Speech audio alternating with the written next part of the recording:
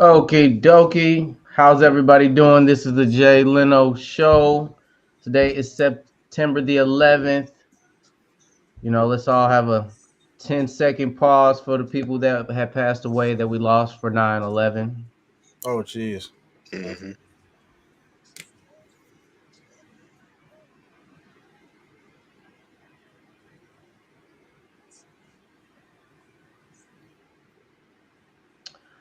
All right, boys. So I got SSJ in the building. Introduce Hey, yourself to the people. what's up? What's up? It's SSJ. What up, man? It's your boy, Mouse Fortress, a.k.a. Darth Mal, a.k.a. whatever you want to call me. Indeed, indeed. As y'all know, if this is your first time here, we start off the stream with comic books that will be released this week. We have no problem with you including your input on anything you're excited for. If it's something that you think that we should grab through this week or at least read this week, feel free to give us your inputs. Here we go, here we go, here we go, here we go. All right, let me full screen this Jones.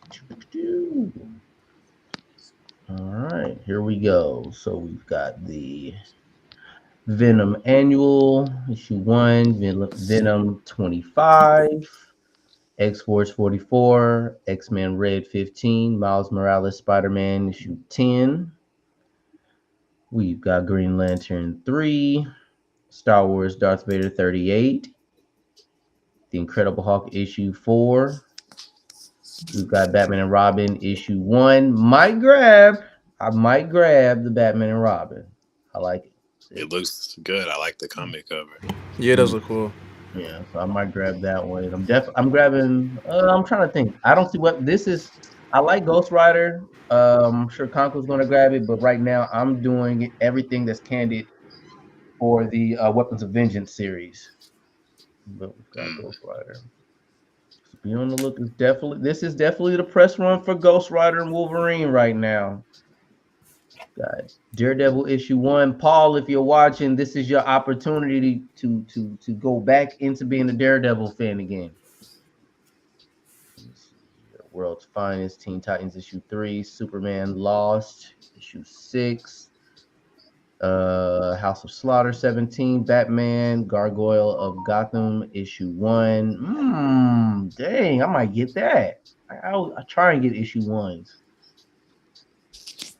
Yeah, I'm grabbing that Gargoyle.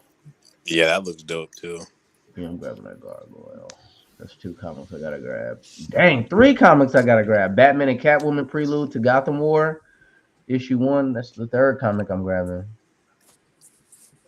Yeah. Let me see here. Danger Street issue 9, Red Goblin 8, Undiscovered Country, Children of the Vault issue 2, The Walking Dead 70, Avengers Inc. issue 1, Astonishing Iceman 2. How do you guys feel about Iceman in general? I think it's cool. I like him. I feel like I know he's a powerful creature, especially the ones that bear, I guess the what would you call that, hydration or just I guess cold bearing. Yeah, he's one of the top guys, one of the originators. So Like he's said to be stronger than Human Torch, which is crazy, but he is. So I'm about to say that might be something I've never really gravitated towards him too much, but I don't mind keeping up with him through like an actual like X-Men group type of comic. But Yeah, he's just cool to see around whenever you see the X-Men together. My favorite will always be Nightcrawler though. Yep, same. I'm a Nightcrawler guy myself. Still waiting on Uncanny Spider-Man to drop. Yeah, I'll pick that up when it does. Got Batman Incorporated issue 12, The Call issue 2, Werewolf of Night issue 1, Something Epic issue 5, I Hate Fairyland 9, Spine Tingling Spider-Man. I guess that's called issue 0. Werewolf of Night seems like it could be cool to pick up around Halloween. Yeah. It's Marvel. Did you guys ever watch that Spider-Man series that was on the Disney Channel? Nah. Wait, which one? The Marvel's Ultimate Spider-Man? Yeah. Oh, yeah, I seen that one. Yeah. I remember they had an episode to where they had brought in the werewolf and Dracula and all those guys, and Blade was there, and Doctor Strange and everybody. It had some cool episodes. Yeah, that was a good one. Okay, we got Sonic the Hedgehog issue 64. Who's buying Sonic comics? They're out. That cover is like it's paying homage to that scene in The Office, I think. So the guy is like pointing at the board or whatever. Like, I forgot what it's called, but yeah. Nice. I don't think I like Sonic enough to be buying comics though. He does. It does have a fandomship. It does have a big fandom. Yeah. As far as the franchise goes, only thing I can think of, they're hoping somebody picks them up because I think they got lost in with a lot of those Sega games. I thought Sony had picked them up. Long ago. So. I'm not sure. I think it's still just Sega. Nice. Let's see here. Gargoyles issue 9, Dark Ride 8. Damn Them All 8, which I'm grabbing that. That's 5 comics tomorrow. Good grief. Cha-ching, cha-ching, cha-ching. That's exactly what it feels like right now. Let me see here. Captain Marvel, Dark Tempest, issue 3. Waller vs. Wildstorm 3. Alligator Loki, issue 1. That Batman and Scooby-Doo. I don't know why, but I have to have that. Wait, where's that at? Oh, I see it. I just have to, and it's Batman Beyond too. Give me that. Yeah, that is kind of cool to see. Batman I have to have that. I have to have that. Come Are they doing an Obi-Wan show, comic tie-in? Yeah, I mean it has to be. That's an issue 1. That is Obi-Wan disgusting. Kenobi fan, so that's disgusting, dude. Nah. Bro, that's from the show. That's literally I'm an the show. Obi-Wan fan. Yeah. I mean, I haven't watched the series yet, but I do like Obi-Wan. So they're turning the show into a comic now. Are the comics interesting? Yes, but not that. Yeah. I wouldn't read that comic. Not that one. Don't read that. I mean, part of me, when it comes to something like Star Wars, I don't know if there's value in having the comics, but for reading purposes, I'd rather have I'd rather have it in novel form. For Star Wars? Mm-hmm. Yeah, that's what me and Mal were talking about yesterday. Because I was talking about wanting to buy. You said you were reading the Revenge of the Sith, and I was like, I kind of want to go to my local bookstore and get it. Mm-hmm. You said first appearance of Reva. Novels than comics of Star Wars because I feel like it's more detail. Yeah, I feel like my perception of it is like they already like to draw out a story with by explaining things. So I feel like I'll get more bang for my buck in content if I just get the whole thing all at once. Yeah. If that's their way of trying to, I guess, I don't know, maybe put out the flame, I guess, for Obi-Wan's backlash, this ain't gonna work, bro. And what if because they waited way too long to do it. Way too long to do it. You open the first page and Reva's the first thing you see. BTG in the comments said that's the first appearance of Reva. Okay. Still trash. What does that mean, though? First appearance, a first appearance, what does that mean? Did she make her first appearance? Her first appearance in the show was, it was in the show, so it's are they gonna just kind of take that and just copy it in the comic, or I mean, yeah. Something else. Well, I mean, in a sense, as far as value goes, if these Star Wars comics are valuable, the first appearance of any character always holds value for a comic. So. Yeah. Okay. He's saying their adaptations from the show. What's the point of even buying that then? And I'm not that big of a Loki fan, but I do like Alligator Loki. Are you serious? Alligator Loki? Yeah, well, I thought he was cool as hell. I don't know, he was like a pet that I wish I had, man. Like when I saw that. All it is a stupid alligator wearing Loki's. Bro, if I had a pet alligator Loki, bro. And from what we've seen in the Loki show, he just looks and act like a regular alligator. That's what it was, pretty much. He doesn't even have magic or anything. But doesn't he have the hat? Doesn't he have the Loki hat on? He got the Loki hat on, but it's like you could put that on any alligator. That's stupid. But that comic is gonna make a grand total of $5, bro. And I know the person just to buy it too. I don't know. I might give it a shot, but. Yeah, you the one to buy. Not your $5. Not this week. There's too many first appearances. I'm about to go ham in Gotham. DC's about to get my money this week. You about to buy that first appearance, Alligator Loki. I was until you reminded me all the other comics I gotta get. Watch him not talk in the comic either. You just see like the whole time. Yeah, like sound effects. You're like a regular alligator because that's how it was in the Loki show too. We might find something new out. Who? We got Creepshow issue 1, The Enfield Gang Massacre issue 2, The Madness 2 issue 2, Negaduck issue 1. Are there really Darkwing Duck people out here? Because I've seen this comic book run quite some time. Okay. The alternative. Maybe as a joke, I might buy the nigga duck. But I didn't hear what. Hey, bro, there is nigga duck. Yes, that's what it is. That was definitely intentional. Yeah, I think that's like he's dark skinned, or not dark skinned, but like he's black. Like, come on. Darkwing Duck, nigga duck.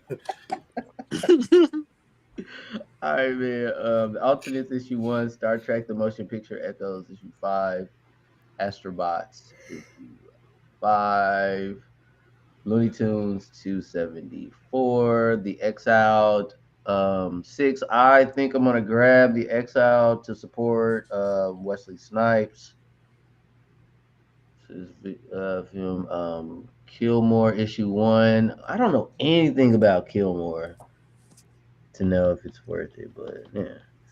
Sins of the Salton Sea issue 4. You've Been Canceled issue 4. Sonic the Hedgehog 900th Adventure issue 1. Star Trek Picards Academy issue 1. Mech Cadets issue 2. What happened? I just seen the last comic on that. Oh my god, bruh. I'm getting that. If I see it in the store, I'm getting that. Harriet Tubman, Demon Slayer. Nah, bro. What? Hold on, bro. What? Bro, I'm dead. Bro, this is getting serious, bro. That's you should press like yeah, I'm about to click on it. I'm just double checking the comment box. You know what I mean? BTG. I said it's $5. I'm definitely getting this joint right here. I ain't gonna lie.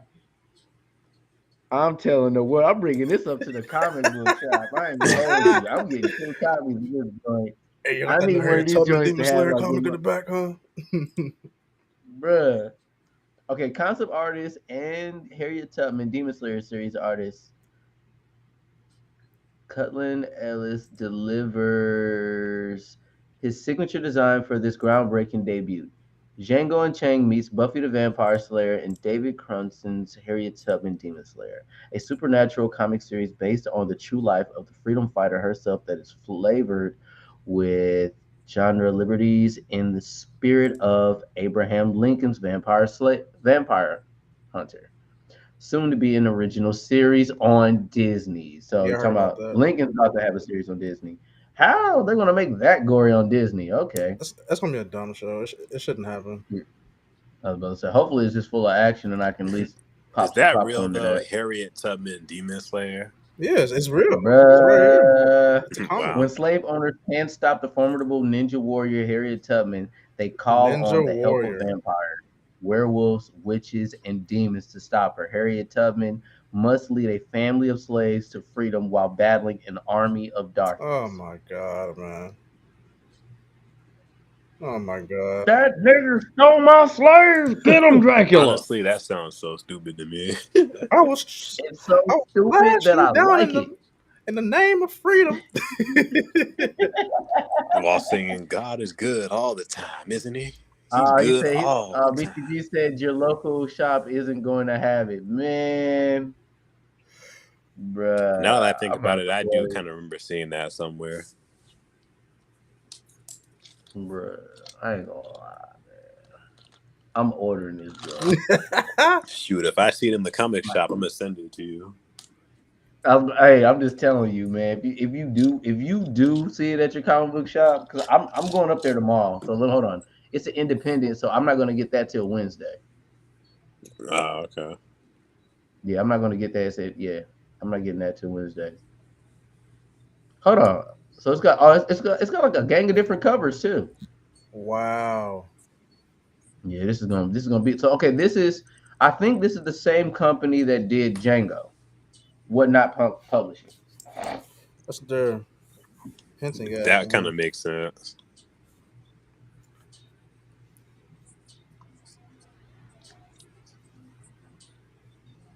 Yeah, I'm not gonna lie. I just got excited. I really just did. What you get excited for?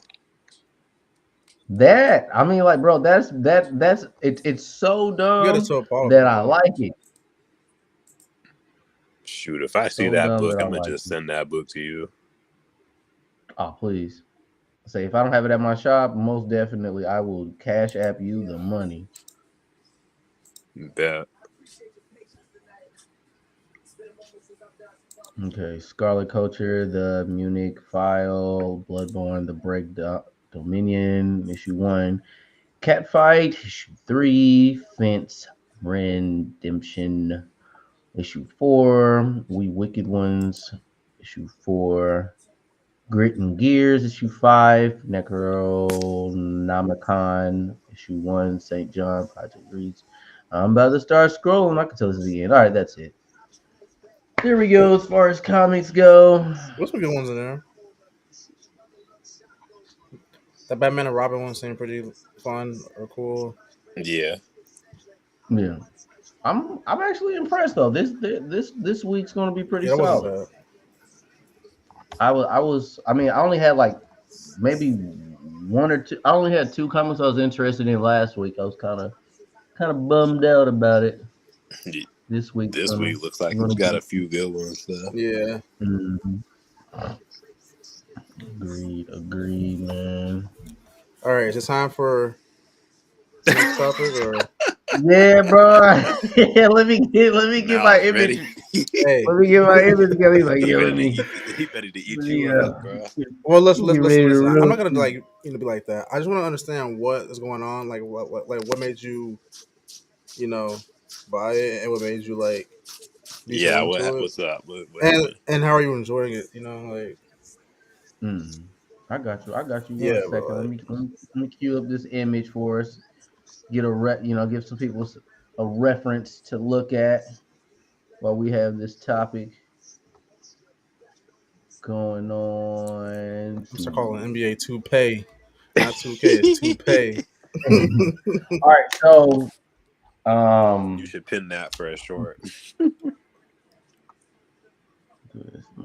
not calling this 2K. Right, so I'm calling it 2K. Regarding NBA 2K Mall, what did you want to ask me? Yeah. So, what are your first thoughts on it? Like, are you seeing any massive paywalls behind anything, or like? Well, I came into 2K24 like increasingly defensive, like really anti towards the game. Period. I knew I was going to play it, but but I'm holding myself to not spending that much money on the game because at this point they are definitely like trying to get into everybody's pockets more. Yeah. So, but I will say, with me actually playing the game, I've liked the gameplay of this 2K more than I've liked the past 4 years with 2K. Really? Because a lot of well, in particular, especially since you play the park, a lot of the moves that like were easy green light cues were nerfed. So there's not as much, like a lot of people are kind of glitching and taking advantage of the game now. They stop them from doing it. So like players are actually, there's more creative ways for you to score now. So people have to be more creative on how they want to do things. Defense is easier as far as clamps. There's more animations to kind of hold people in place and defend. And then there's penalties for error. So if you miss your steal, you might as well say you're out of the play completely. So it's a bigger skill gap. So people that are accustomed to playing 2K the same way for the past 4 years are gonna hate this game. All right, so let me ask you this: you do disagree with the whole like money hungry stuff, right? Yeah, I definitely disagree. All right, so would you say that you would like buy another basketball game if there was one? Like, are you only playing 2K because it's the only one that's available? Well, yeah, I play the best game. Okay, yeah.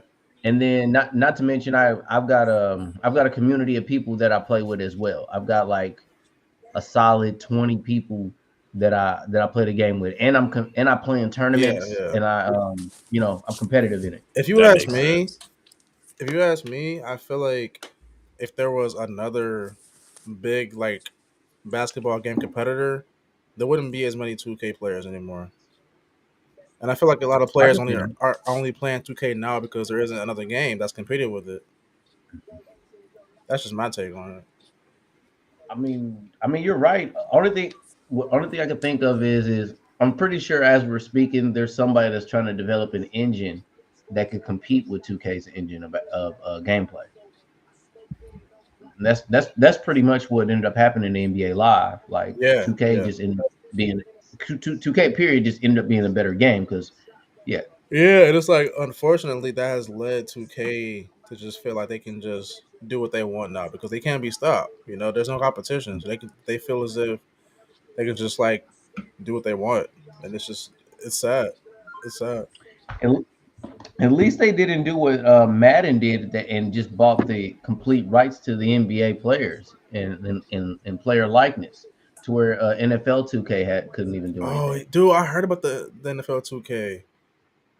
That's crazy. Yeah, and NFL 2K actually was better, and it was marketed cheaper. Wasn't there a whole like teaser for it too?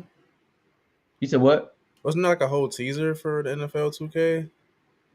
What do you mean teaser? Like for the game, for that game. I mean, the game came out consecutively over I think it had like a 4 or 5 year run, and I mean literally the game never like had low sales. No, I'm saying there was a whole new 2K football game. They got like a reveal some years ago, which never came out. You didn't hear about that? I mean, I remember there being rumors, but I don't know if they renewed it or if they had if EA Sports still has all of the rights towards the NFL period anymore. Because the only thing close to it, Midway was still coming out with Blitz at that time, and they only had like the legendary legendary football players on their game. Yeah, I'm seeing this link real quick to this site about the NFL 2K. Like it was revealed like, a while ago.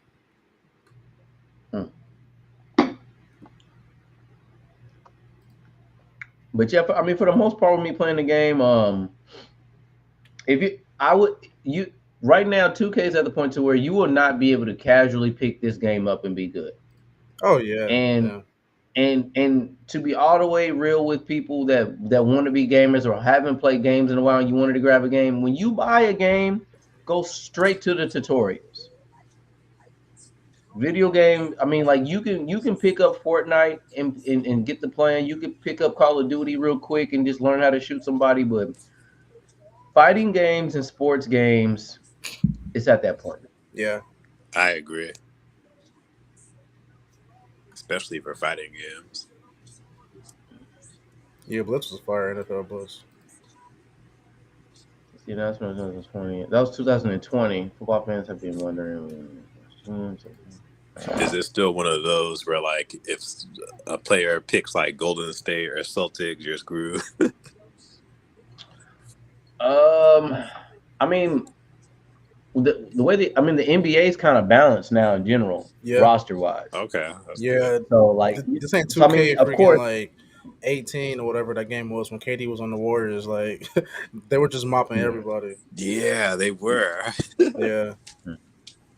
But I mean, for the most part though, 2K players invest their time playing My Team or My Career. Yeah. With My Team, you get NBA cards, and you pretty much create your own roster of players.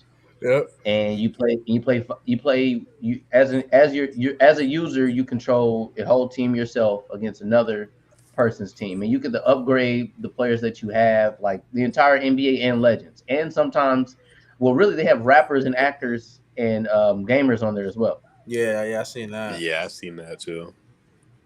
So, and then My Career is when you level up your individual character, which is what I play.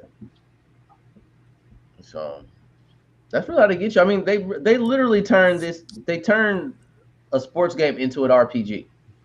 Yeah, I don't like that.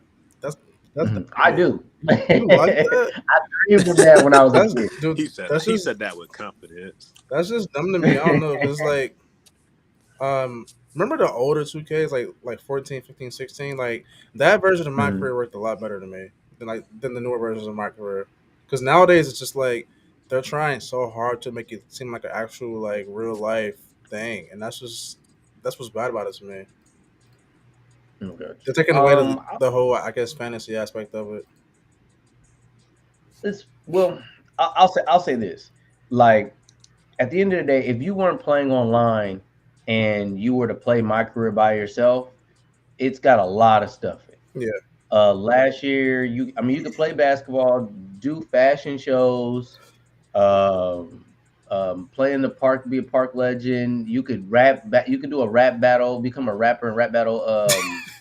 Damian Lillard, and then one of the other actors, Brandon Wellington, who the actors on there who I'm actually friends with. He's on the game that you go up against. I'm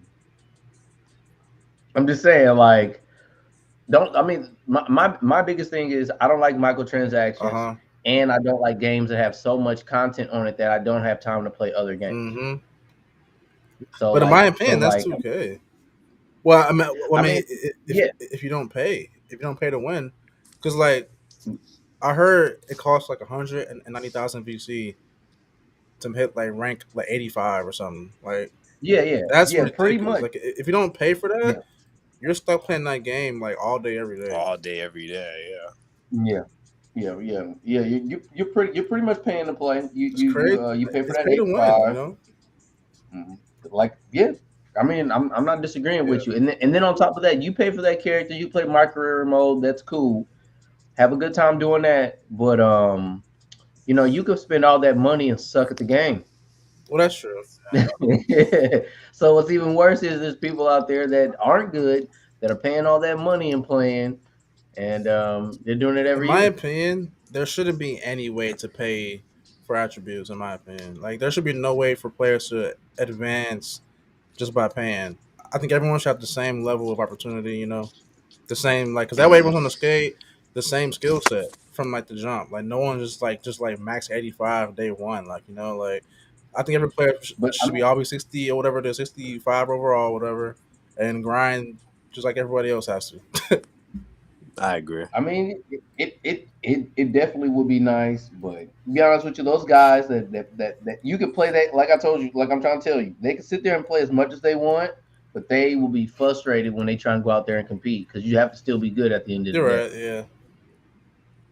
But you're right. Like you're definitely right. Imagine in like Xenoverse 2 SSJ if you could like buy your like points and attributes in that game. Like that would be ridiculous. Like the game would be broken from day one. You kind of can. Like how you can go talk to that one guy and he'll like level your character up for Zenny, and then after some point he'll stop asking for Zenny and want you to use TP medals. And at that point, that was way down the line once the game was. You just buy the TP medals and just level yourself up. That was way down the line though when the game was pretty much like set in stone and dead already. Like at that point, everyone was already maxed out. But like day one release though, I'm talking like day one release. Well, yeah, day one would be trash. That would break the game, like So, yeah, it would be trash. I mean, I agree with you. Did you SS? Well, I can find your video. Yeah, I sent you the thing to your Discord too. Discord. Okay.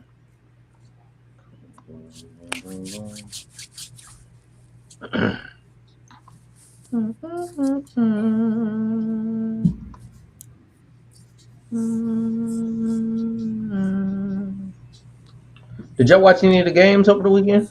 I watched the Colts and Broncos. Nah, I'm a football fan, so I'm waiting for basketball to come back. Me and Paul were talking about it. He told me that he was going for Broncos, but then he said the Colts lost, so he was mad at that. I said, I thought you were going for Broncos, though. I think somebody hopped in just now.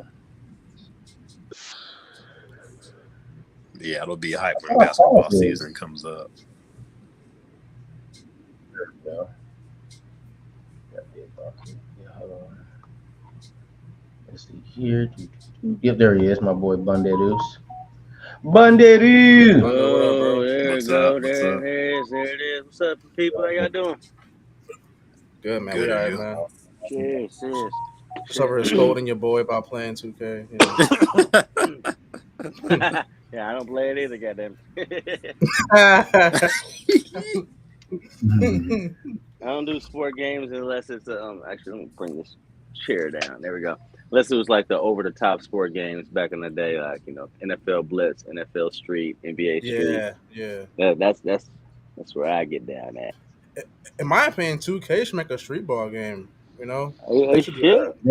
They have the park and they've got the blacktop. Well, I mean, just like a strictly, just like okay, like more similar. To it's the Grand Theft Auto of basketball. It is, but I'm saying like more similar to like like Street Volume, like that. That'd be cool, bro. Because 2K is just very serious, I feel like.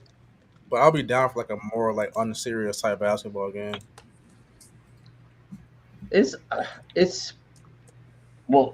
I'll say this. It's a growing fan base to the point to where they're partnered with the NBA and they are paying their gamers. NBA teams have their own teams now, and they're paying other people to play. And I think the online betting situation, because a video game is considered a sport these days, we could possibly look at FanDuel and DraftKings and us betting on gamers. Yeah. Depending on the university, you get athletic-like scholarships for being a good gamer. So, that's crazy. It's been about 5 or 6 years since I checked. I know there were like up to 3 scholarships available. Yeah, man. For gaming. Dude, friend, I was so pissed because after I left Indiana State, Rose-Hulman, they were one of the first waves people do it. Now they're not a Division 1 or 2 school or nothing like that, but they're a specialized school, just like this. And one of their big things was graphic design. They actually were one of the first 5 schools to implement scholarships for 3D printing, and they actually gave a lot as far as scholarship money towards Twitch streamers.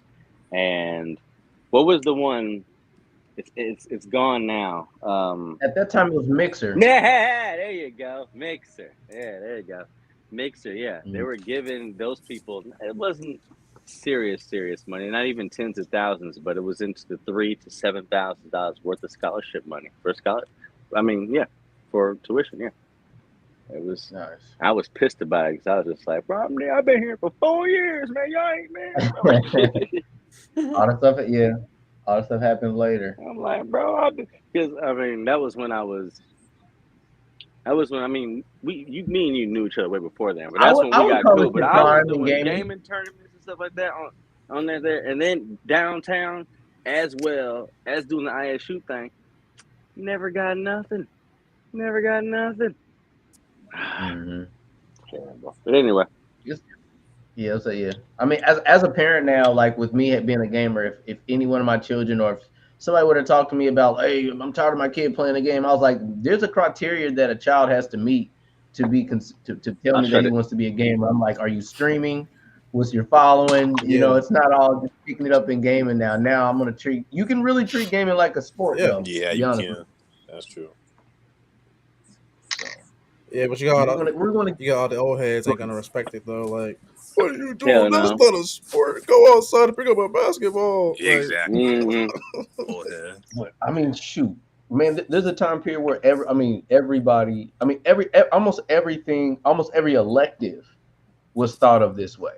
Like, there's a time period where nobody thought that they could get a scholarship by just playing an instrument. You're right. Yeah. Or you know what I mean? Or get a scholarship for doing TV broadcasting. The list could go on and on. And all those scholarships and programs, they get their money from the sports programs. And I learned that firsthand. Shit like that. I mean, I went to Indiana State on track. And but ISU was smaller when it came to everything else. And something like that. But like U of M, MSU, all those things like that, and they get all those great Ball State for one. When we were in high school, I know that was 15, 16, 17 years ago, Ball State Division II had a tremendous football program. Tremendous, over the top. I mean, they were amazing. And that single-handedly funded why Ball State is, and now to this day, the #1 architecture program in the Midwest. No one was coming there for that. Everyone was going to Purdue for engineering, or they were going to University of Illinois, the Fighting Illini, or something in Maryland for architecture. They had a good telecommunications program too. Yeah, Ball State's football program in Division II, those 3 years where they only lost 3 games, completely funded the architecture program to the point that here and now, right now, even though it's still Division II, they're the best architecture program in all of the Midwest. Football program did that. Nice. I know that because, guys, I went to North Central with. They play on that team and shit like that. And so it's just like, I was always hyped about them. Yeah. But I was looking at it like, man, anyway, I had arguments for some of them people that was always talking about or shitting on the sports program and this, and money is this, and this. It's like, I realized y'all only have a program because of how good your football team is. I mean, Michigan State did the same thing as well. I mean, U of M right now is the #2 ranked in the world. I mean, not in the world, in the country, and they have the biggest stadium. But they now just added a whole new. I'm ignorant on it. I know it's something to do with space, astrology, whatever like that. They just added on a whole new. I'm just gonna call it astrology wing to the campus. And a few of the people are hating on it because all the scholarships are going to the football team. It's just like, you have to realize you only have that part of your building because of how good the football team is. I got you. Well, that's good. I mean, shoot, fun is that's funding wise. Yeah. We could possibly see that happen. Shout out to the NCAA for bringing back the video games. I heard the NCAA football game is coming back next year. So. Indeed, they finally got their money back. Yeah, and they're paying these athletes now.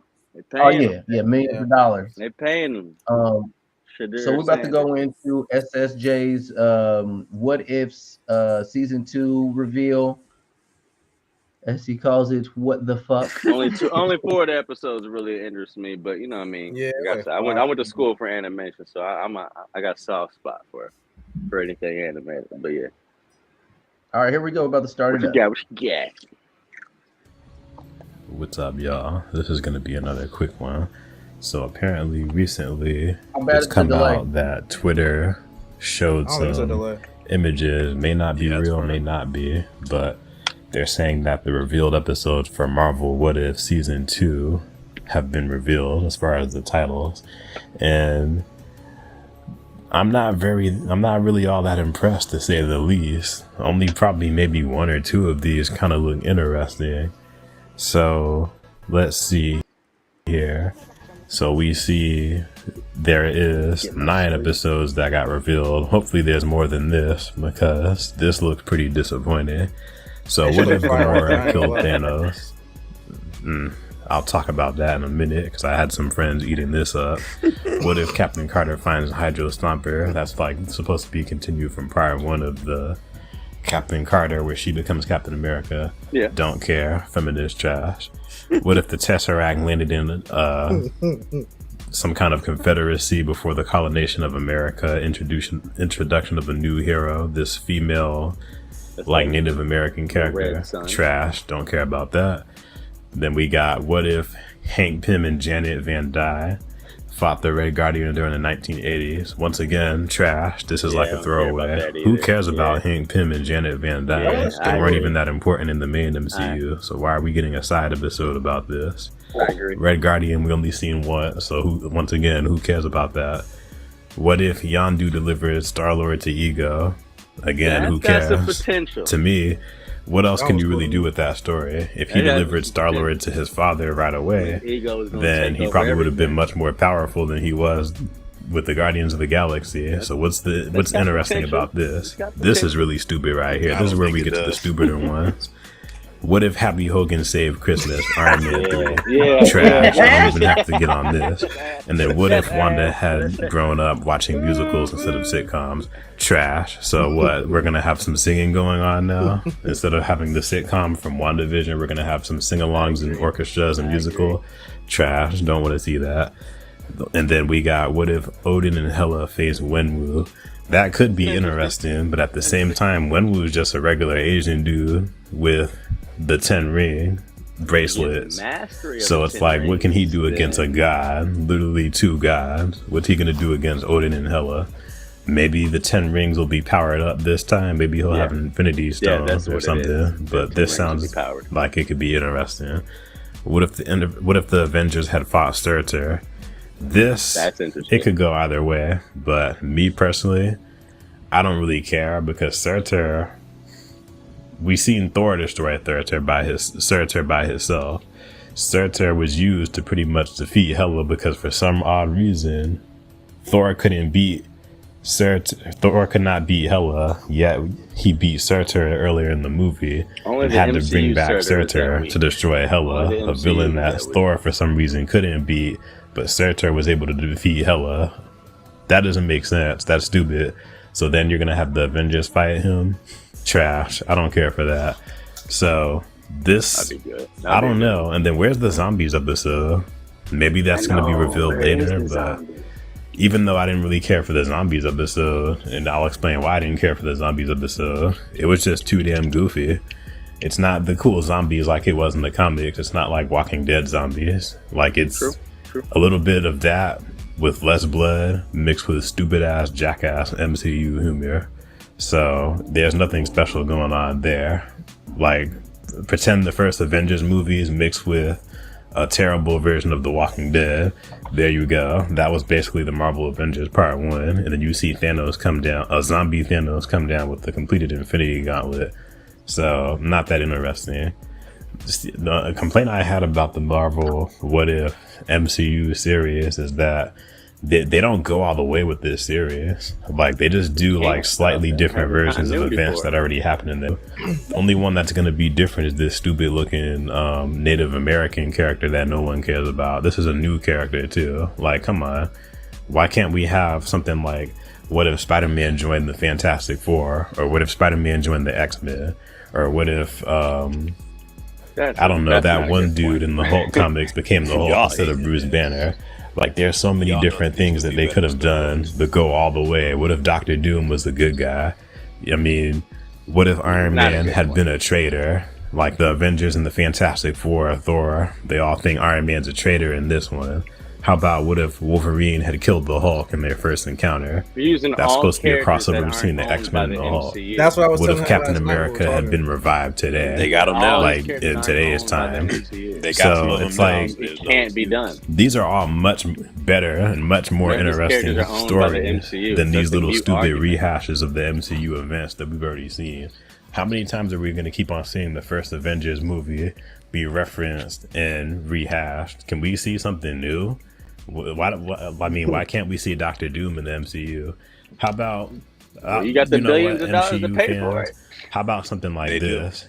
Because Wakanda Forever, no, they don't. There was talks about Doctor Doom supposed to be in Wakanda Forever. Not from what instead of that trash, no more. No, they don't. Imagine if it was Doctor Doom instead.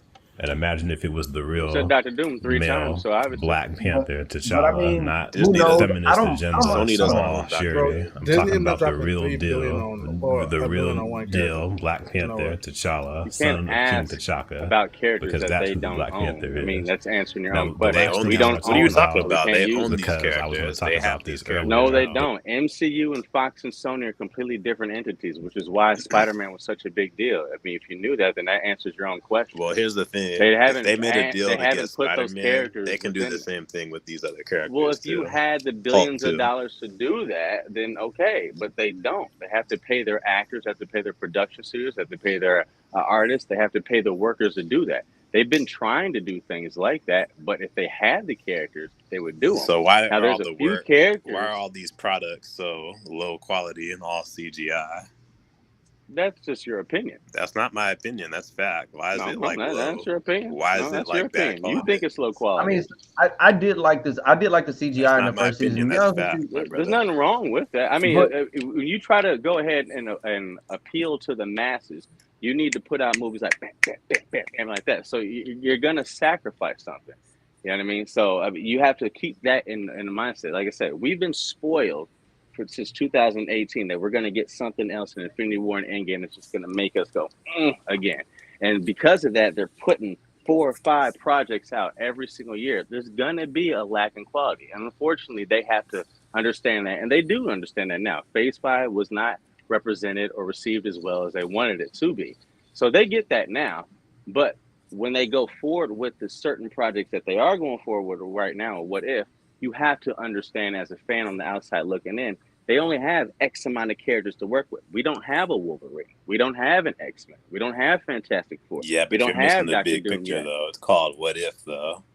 It's called What If. It is What If, but it's also what if in the some of this stuff that doesn't we happen. have. That's what I was saying. Like this series they can't just use Dr. Doom if you don't have Dr. Doom introduced in the MCU yet. You can't use X-Men if it's still owned by Fox. You can't use X characters if they're still owned by Sony. That's a lawsuit, and then it never comes out. Then you got to battle 2-3 years of lawsuits and waste hundreds of millions of dollars just to not put anything out. What you want is fan service. You have to understand the business.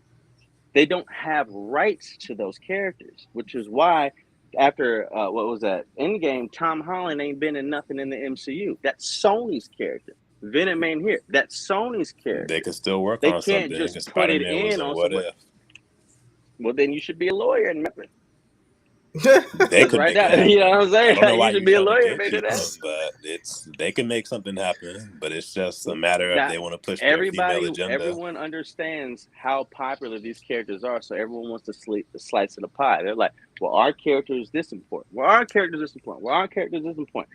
That's the white man up there that make the hundreds of millions of dollars. And be like, hey, they got to work that out. And unfortunately, yes, fans, we do suffer from that. But I understand that that's a business. They don't have rights to that. You can put it out if you want to. That's copyright. That's jail time. You ain't doing that. You ain't putting Venom in here if he's not in the MCU. He owns by Sony. We can't do that. And unfortunately, Fantastic Four was slated to 2024 until COVID. Now we got 2026. So we can't just throw him in What If he doesn't have any MCU reference. That literally doesn't make sense. They threw him in Doctor Strange. Huh? They threw him in Doctor Strange to get killed off. In Doctor Strange. No, I was talking about Mr. Fantastic. Oh. We never seen him before in the MCU. But that's because they announced that the Fantastic Four family was coming in 2024 before COVID hit. So that's why they put him in there. Because we already know as fans, they're coming. Like, I mean, that's why they could do that. He is coming. I mean, we know that. And so since he has been shown as a character in that, now they could use Reed Richards into something, but you can't use a character that's never been shown yet. That doesn't work. It wouldn't make sense, I guess. Yeah, it wouldn't make sense to their continuity.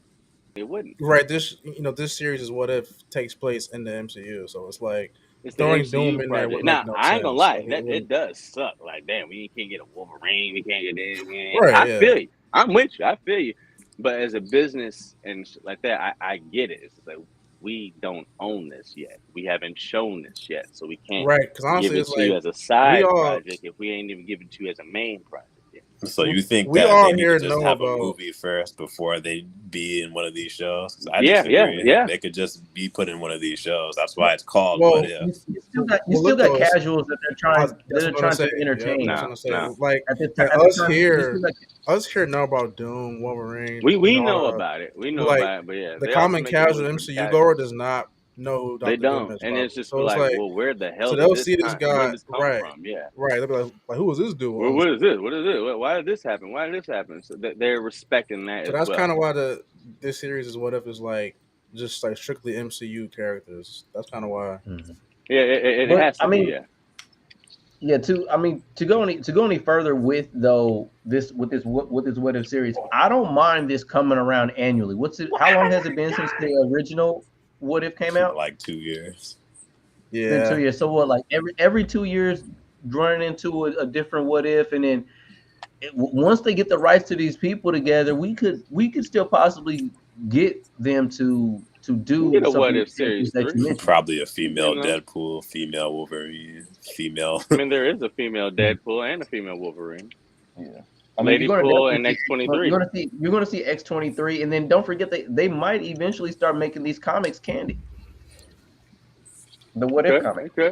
They could. It's got to make. Everyone has to get paid. Sony wants to get paid. Fox wants to get paid, and you know how greedy Disney is. They're just like, we made the MCU. We got everybody doing this. We're making billions of dollars. So these past 2 years have been a financial loss to Disney when it came to these films. So. It's been a financial loss, yet they're still making billions, which is crazy. I mean, yeah, but I mean, you know what I mean. But like, I know, I definitely know what you mean. I know. I definitely know what you mean. But I'm in agreement. I'm in agreement with what I don't know who was the one saying it, but yeah, I wish we had our Doom. I wish that's SSJ Namikaze. SSJ, yeah, I wish we had that already. Of course I do. I want Victor Von Doom. I think. It sounds like y'all don't want good characters. Y'all just want good characters. No, we want the good characters. I'm not what female. I'm just saying that it makes sense that they're doing what they're doing. Yeah, it makes sense. Yeah, it's a business. It makes sense to be like, oh, well, you could have did this. Yeah. I don't have to like it, but it makes sense. But look at everything we have. It's not like its own comic book where you just have people illustrate and drawing like, oh, you want to do the Amalgam Universe? Okay, all right, cool. We'll do this. Batman and Wolverine, Darkclaw, great. Yeah, we'll draw that. It's not like that. Now we're in billions of dollars, hundreds of millions of dollars, multi-millionaire actors and places like this, and production studios. Everyone has to get a slice of the pie. And if another team doesn't feel like, hey, I'm getting my ish, we're not doing it, which is why we haven't got Tom Holland since Endgame. That's kind of why that belongs to Sony. It's why Morbius and their whole shit, they're doing a whole another thing. It's like, he should be in the MCU. The MCU went ahead and Civil War was like, we're willing to cut a check. Let him bring him over here. We need Spider-Man. They're not willing to do that again. It sucks for us as a fan, but the business side has to make sense first. The dollars got to make sense. That's kind of why I hate like Hollywood has these characters, because like we care so much about them, and it's like I'm with you. Like you know, like in the comics you can do what you want pretty much. Make your own stories, like whatever. Like there's no limits, pretty much. There's no limits. But like when the Hollywood stuff is like, actually, I'm not gonna get into that. Never mind. Well, Hollywood you only do so much. It's crazy. Like you're gonna do so much. Hey, one second, y'all hold it down. I gotta move my laptop. All right. I feel you. No. No, you're right, man. You are right. Like we want these characters. We want what we want. We do. But it's just they gotta. These older white men gotta get paid. They want their bread. Like you're going to use this character that I own. You got to pay me this. You want to use this? You got to pay me this. And even though now I say we as the MCU, they have the rights for the Fantastic Four. They have the rights to I assume Dr. Doom and Galactus going forward. They haven't been pushed on the main screen yet. So we want our main screen money before we go ahead and give you some animation side gig bread. And sucks, but I understand it as a business. I get it, because nothing in the What If has been a character that has not been portrayed on the big screen. Sure. Yeah. But I'll say this though, it's like, I mean, we can't get, Wolverine or Doom yet, but like at the very least we should be able to get better episodes. Like, why is Happy Hogan saving Christmas? Like, come on. Yeah. As I said, I only believe in like that's dumb. Like, that's a whole waste of an episode. Yeah, Happy Hogan Christmas. That's a whole waste of an episode. Happy Hogan. Who the hell cares about Happy Hogan? Yeah, who the fuck cares? Exactly. I always thought he was like a fat discount wannabe Iron dumb Man. As hell. Like, he tries to act like Robert Downey Jr. every time you see him. That's whack as hell, bro. It could have did something with Iron Man. He could have did with Ironmonger, Obadiah, or Whiplash, the second villain, or even Extremis. He could have did something with that. Happy Hogan saves Christmas. Yeah, I don't understand that. Terrible. That's terrible. That's dumb. There's nothing redeemable about that. Even if it comes out being, I ain't gonna say that. There's nothing redeemable about that. Fuck that. Like, why can't we just have straight, just back to back fire episodes? Like, why does that have to be always just this odd man out? Like, like, surprised they didn't do nothing with Hulk, Abomination, Sakaar, because that version that they left with him, with his son Scar, that ain't him. Do something with the Winter Soldier. Remember, like in the end of Civil War, was just like there was a whole vat of these super soldiers that Baron Zemo shot. It was like, well, what if he didn't shoot them? What if they actually took over the countries that they said? You know what I mean? Like, I don't know. They're not using the Hell Hydra. Hydra, right? In my opinion, do Hell Hydra, like what Captain America actually says. Hell Hydra goes against everybody. Those are far, far better. When Nick Fury took the super soldier serum, that's better. These are characters that have already been established. They're not using the What If like name right. As I said, only 4 of the What Ifs I think are going to be solid this time. I actually think that the first season will be better. I only think one. But the rest look trash. I'm inclined to agree with you. Like, very, very trash, waste of time. Like, only one of them looks good. Which one was that again? That's the Wenwu versus Odin. Even then, I still think they're going to have to power Wenwu up to do anything. Yeah, they will. Yeah, they will. Yeah. But I mean, how they animate it, like I said, how the animation looks, I'm a big fan of. But, I'm not disagreeing with that. And they could have did a lot more. They could have did way more. Like, way. What if Hela won? Like, go back to Rohan. Excuse me. Talking about the Guardians thing. Like, what if the Guardians never snatched the Power Stone away from him? I mean, that's a more compelling story than the other 6. Have they done like any like movie like alternate endings to like any movie? It's all just been random stuff. Like.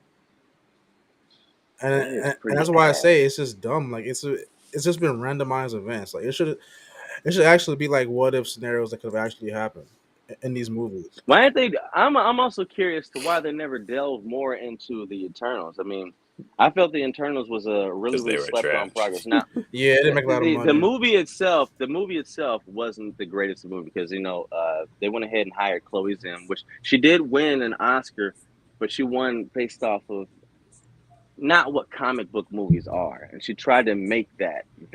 She won so they only had really Oscar. 3. You don't just hire somebody that won. That's amazing. Oscar. That's amazing. You should hire somebody that won maybe 2 or 3 Oscars or more. Majority, if not 90% of Marvel directors never won an Oscar or been nominated.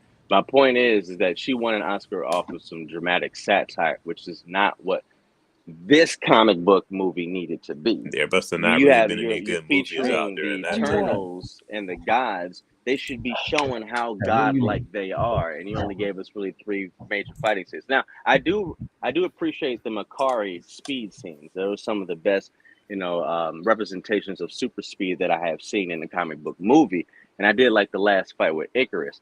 But they should have did something more with that movie. But I'm speaking to the what if. They could have added them in there. Show Zuras, the guy who's supposed to be Zeus. Sure, Uranus, the one who fought against Kronos, was supposed to be Thanos' grandfather. Add something about them, like the things that they did before coming to Earth, because they've been carrying out Arashim's will for millions of years, growing and destroying these planets. Show what they did before them. You know what I mean? Show them fighting against each other. The eternal war.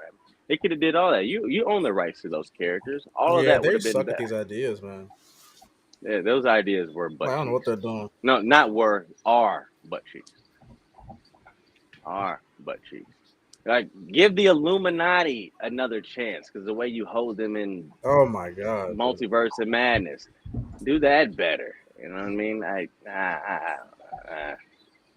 The only cool character from that group is pretty much Black Bolt.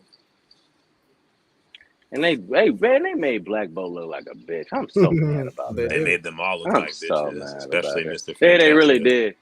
Yeah, they really did. Yeah, they really, really did. I still remember being in theaters like when everyone was like, "Oh," I was one person. Nigga said, "Really, nigga?" I really said that out loud. I was mad. Like, really? That was annoying. That was really annoying. But I mean, I don't know. That whole Carol Danvers versus Thor scene, it wasn't too bad. They could have did better. Oh, yeah, that one was weird. Yeah, I remember that one. It wasn't too bad. I mean, it was great. Could have represented the Skrulls better. So go ahead and put them in shit. Actually give us Clerks, the first Super Skrull. Give us him. I'm just thinking, what if? I'm thinking MCU things here. I already said delve in more to extremists. When it comes to the what if, maybe switch up the Civil War teams. I don't know. Oh yeah, there's a lot of creative things they could do with the what if. But I'm gonna watch it regardless. I'm gonna check out the what if series. Yeah, I'm gonna check it out. Well, you never seen it? Yeah, I watched it with you. Well, you watched it with me. I was gonna say you watched. Yeah, that's. I'm saying this new season, like regardless, I'm gonna watch it. I feel. But moving on, I'm about to go into this Scarlet Witch. Witch. Moving on from my video like that, huh? My fault, G. For a while. Yeah. Is there anything else we'd like to cover with it? Or is anything you want to say? With it? Any other ideas? My fault, SSJ. I didn't want to disrespect you or anything like that. Maybe we could have went into represented Wakanda better. I was like, you know what? All right. Maybe showed how Wakanda cleaned up its wreckage after Thanos came. You know what I mean? I got you. What they went through with that. But as far as Wakanda goes, they would have just been feminized though, since we don't have T'Challa no more. Hey, they went into the Dora Milaje more. But that's so lame to me. I don't care about the Dora Black Panther. That's lame. But outside of the Dora Milaje, outside of Wakanda, the Dora Milaje is the power of Wakanda, though. Yeah. I don't care about them though. I care about Black Panther in the damn suit. That's true. That's true. I mean, they do delve into the doors pretty heavily, and the Midnight Daughters, I believe they call them, the ones who are failed doors and stuff like that. You be seeing their armor with the Namor. Hey, you gotta win more than Namor with that bitch ass. Yeah, I did like what they did with him. I'm gonna finish you back up. I mean, if y'all want to move on, we can. It's fine. The what if? We had time. Why do I not care I about appreciate this? the what if. So I'm still. But with SSJ, you mentioned Gamora. zombies. She's fine. She's played by Zoe Saldana, who I happen to follow on Instagram too. I love me some Zoe Saldana. The problem is we're still in feminist agenda at times. James Gunn isn't really going to be involved writing this. This is going to just be whoever's writing the episode of What If, who's probably going to be female. So what does that mean? It means that we're probably going to get a rehash of the scene where Thanos was going to throw Gamora off the cliff to get the stone. But the difference is she'll probably whoop his ass or do something crazy to make him look like a jackass, and he'll be embarrassed because, feminist agenda. Shoot, we really didn't know what we were getting back then with the in Infinity War, because that's the last time you'll ever see a man push a woman off a cliff. But the jokes aside, though, you know what I mean by this, though. They're just gonna trash all over Thanos. He already was kind of trashed on in the first season of What If when they had him be a bitch in the Star-Lord T'Challa episode. He somehow was talked down and he's having drinks with T'Challa. So stupid. So that was more so like giving don't watch props this towards T'Challa. It's gonna be trash and it's gonna be woke. And for some reason people are eating this up. I don't think this is gonna be any good. It's gonna be more of the same until we start seeing some of this stuff die off and they take a long break from comics and movies. We're just gonna keep seeing more of the same old bullshit. And that's all I have. Go away now. Go away now. I like how you close that out. That's a good ending. That's all I have. Go away now. You're not necessarily wrong. Not necessarily wrong. They've always had strong women in comics, but there's definitely an agenda that is being pushed. I'm not arguing that at all. Yeah. So you're not feeling the Gamora one with Thanos? I actually don't. What? Yeah, that one doesn't sound cool to you, the Gamora and Thanos one? No, they've already showed what that Gamora looks like in the last season because she already had his armor on. Yeah, they showed the Tony Stark with him where he was like on a Sakaar and had Sakaar Stark armor or something. Yeah, he was the one that went to Sakaar instead of Banner, so he had to build Sakarian armor and blah blah. And there was so they showing her backstory or something?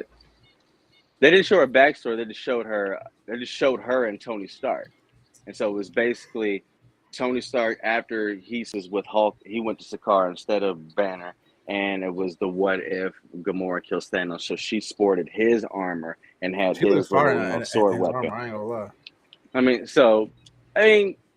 she is touted as being the most dangerous woman in the universe. She's not, but yeah. I mean, we'll see what it is. We'll see the manner on how she kills Thanos. If it's on some hands up type shit and she just ends up beating him, hell no. Conniving, backstabbing type bullshit with Nebula, but Nebula dies and maybe turns to Chitauri against him and all that. Maybe Ebony Maw goes. Then we'll see. We'll see how she defeats him. I think Thanos' biggest weakness is Gamora, so I think it is. She'll definitely use that against him. It is. He does love Gamora. MCU loves Gamora. Yeah. Comics, you don't give a damn about Mistress Death. Right. Yo. They need to bring that back, but that might be I don't know. The new school women fans, they may not like that, which is why I agree. Yeah, there is a feminist agenda being pushed. They're trying to get more than just the traditional males as a part of the fan base so they can make some bread, which unfortunately that does water down some of their stories. I'm in agreement with you. I mean, marketing wise, everything that they had planned to market across cinema, which they also tried to use with comics. I mean, the feminist agenda has probably started around 2011 or 12. Especially with the emergence of Scarlet Witch, I guess cinema-wise, they really wanted to push for Captain Marvel. I don't know where these Captain Marvel fans came from. Okay. Well, as far as the fan base, yeah, you're right. Yeah, whatever. But Captain Marvel used to be a always dude. Been that strong. Yeah, Marvel. It was. He has been dude, but it's been Carol Danvers for a while. And they race swapped Marvel in the movie to like some old woman. So yeah, there's definitely an agenda being pushed for sure. So then, yeah, exactly. So and you got that, and then of course you got the pandemic that kind of pushed things back too. So they're in some limbo right now as far as them pushing an agenda. So this is definitely a stretch right now. You know what I mean? It reaches more than a toothbrush with how long this is going to last. Triple kill. Let's go. Oh, they finally got me. Hold on. My bad. I'm sorry. I'm still going in. My bad. But yeah, so I mean, I'm about to go into my gal, because we had a little mini debate earlier today with Scarlet Witch. think. What happened with 2K though? Niggas ain't liking the 2K, or did I miss that? Yeah, you did miss the 2K. Miss the 2K and all the sports thing. Okay, my bad. Oh Jesus. I mean, long story short, this when we were talking about 2K, it's I mean, we pretty. I mean, it was a bit of debate, but for the most part, with 2K taking advantage of people with microtransactions, which is completely pointless. Dude, that's what Destiny is doing right now. And I ain't gonna lie.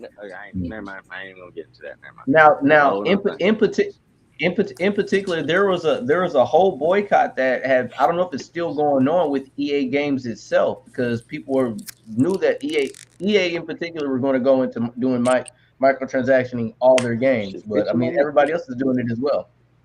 Yeah, man, they're hiding all their good shit behind silver, which is give us your credit card. So I mean, but the shit looks fire though. I can't. Mortal Kombat doing that, man. The game is. I saw it coming. $70, but then if you looked at the one that's $109 that you can go ahead and pre-order, the shit they giving you was so good. I'm like, damn it. I'm not paying $70 for Mortal Kombat game. I'm just not. All the games are that price now, though. I know. I just hate that though. Are they doing the ultimate pass to where you can spend 100 and something and you just get all 100 and you'll get all the DLC characters. You'll get the season pass. You'll get the skins. You'll get the Megan Fox, Natara, the Jean-Claude Van Damme, Johnny Cage, all the other little special suits they have, and you get a certain combat currency, which they use on their crypt or whatever it's called now, which allows you to purchase the fatalities, the brutalities, the new skins, new levels, new all stuff like that. So, I mean, for someone like me who's going to play it, it's worth it. But it's just like, damn, this is where gaming is now. If I were, in my opinion, I would skip the Mortal Kombat and went back into DC. I mean, if you casually playing, yeah, but I'm saying, yeah. When I did MK, I'm really getting it to beat the campaign and then playing with my homies.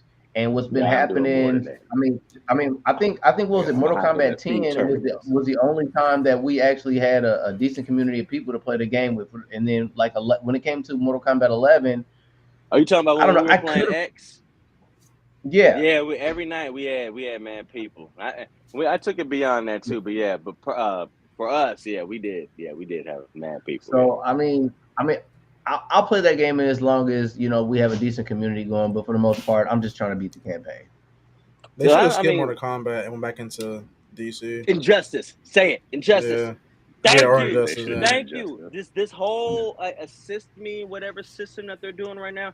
It's cute with Mortal Kombat, but with the DC characters in Justice 3, that'll work way better. Yeah, I don't know why they just went straight back into Mortal Kombat. I don't know why they did that either. I played the beta stuff, you know what I mean? So I'm excited for it now, but I still stand on that. I'm with you. It should have been in Justice 3. It should have been in Justice 3.